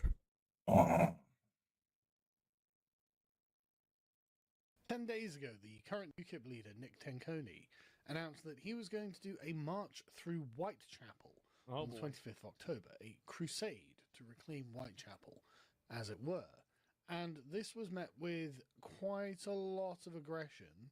And what I think has been really useful about this is it's genuinely showing us they're going back to it, what it is that actually lurks in this country. When the waters are still and undisturbed, you wouldn't realize there was a huge problem. But when someone takes a stick down for and a kicks Bible up mud study. on the bottom of the pond, you realize that the whole thing is actually filled with filth. Mhm. And that's the issue that we have here. We do not have a tranquil. I think that a lot of people have really underplayed how radicalized a lot of like average people are.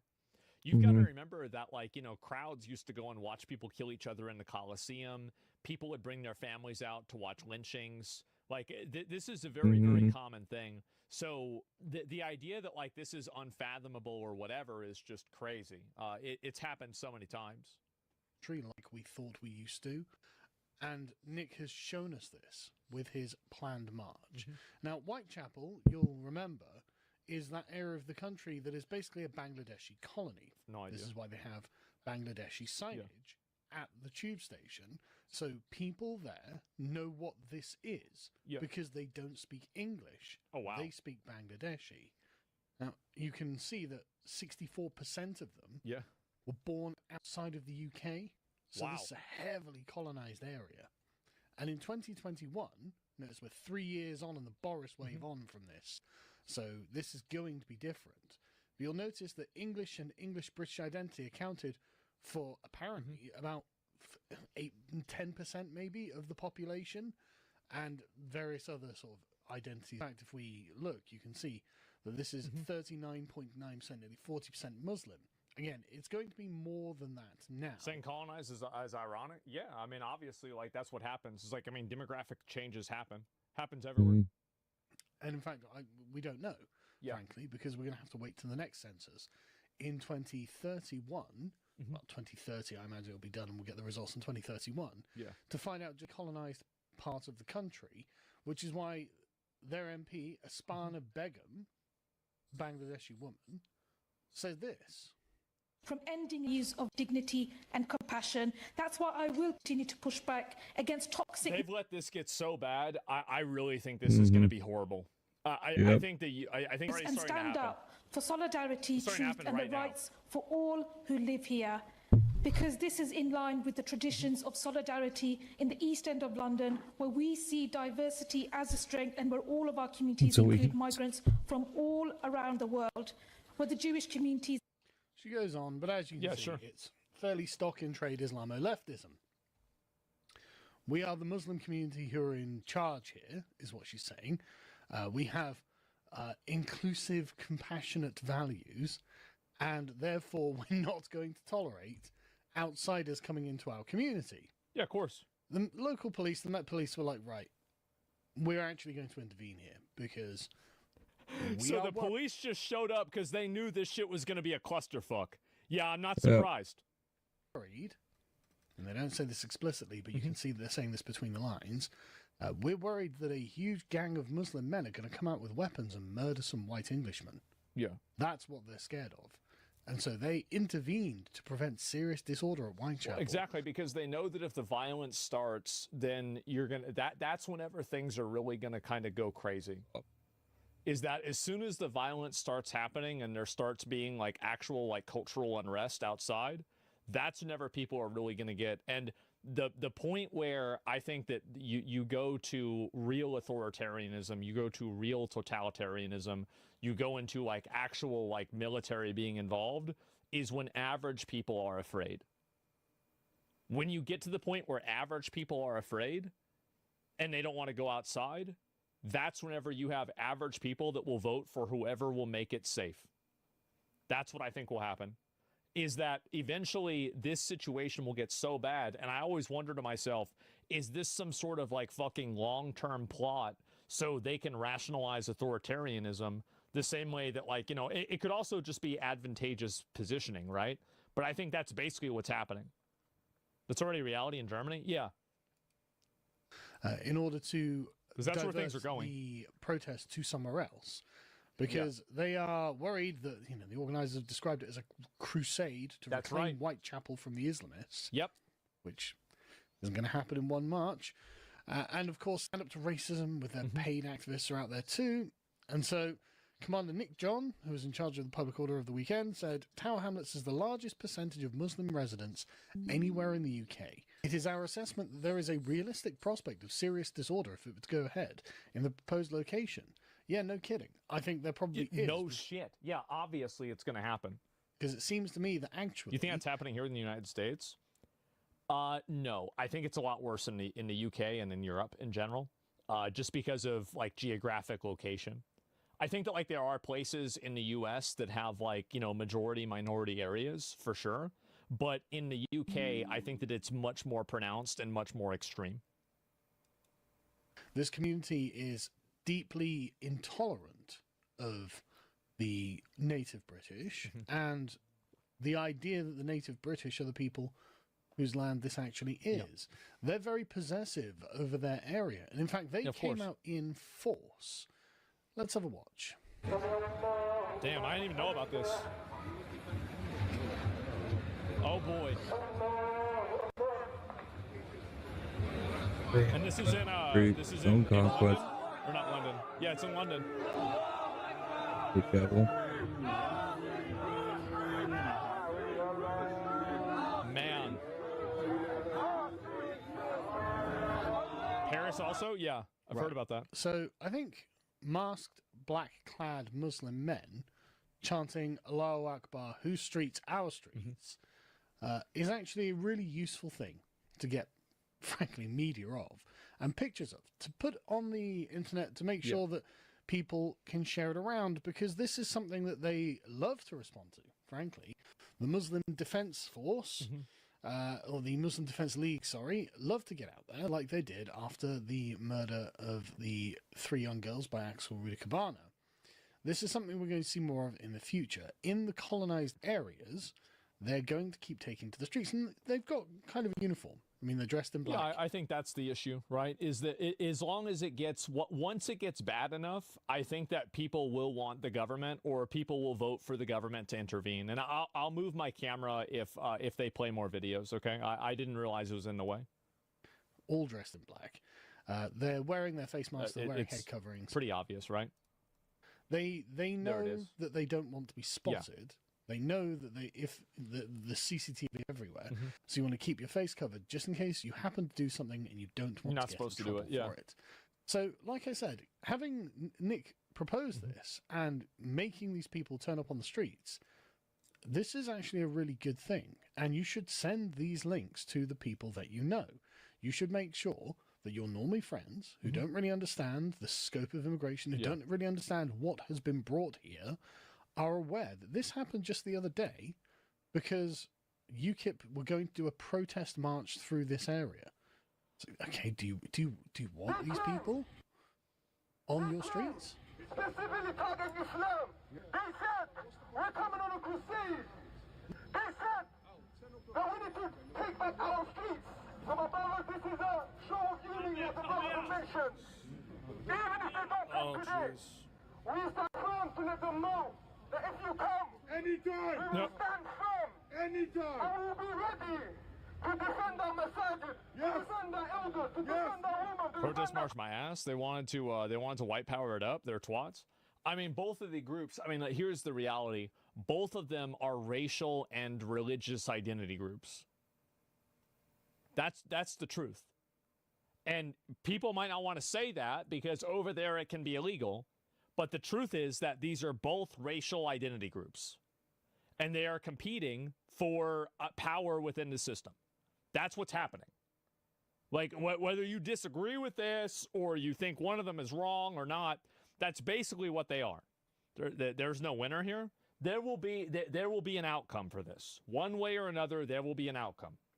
And I guarantee you, no matter what the outcome is, it will be bad. There is no good outcome that will come from this. I mean, it looks like a militia, right? Mm-hmm. It sounds like a militia. This seems to be what they're actually arguing here. But this doesn't sound like just a counter-protest or something. This sounds like men who would be prepared to come armed, and who knows if they did or not, because it's not like the police just patted them down or something. In fact, there's this guy carrying something here. What is that? Turn it down. That's a lot of people. Do you want these guys marching around your streets? Why are these people here? Is this GDP? Is this cultural enrichment? And of course, as you can see, the Muslim Defense League was there, but also the radical left were there. Yep.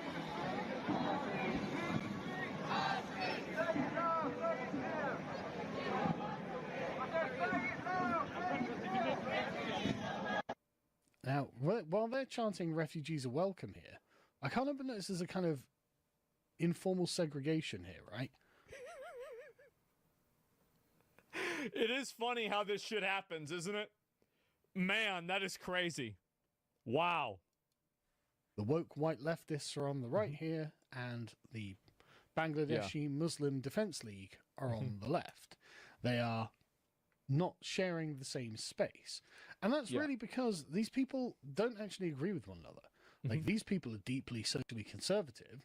These people are radical liberals. That's what I've always found to be odd about this is that, you know, a lot of the, like, especially like a lot of Islam, at least to my understanding, is very socially conservative.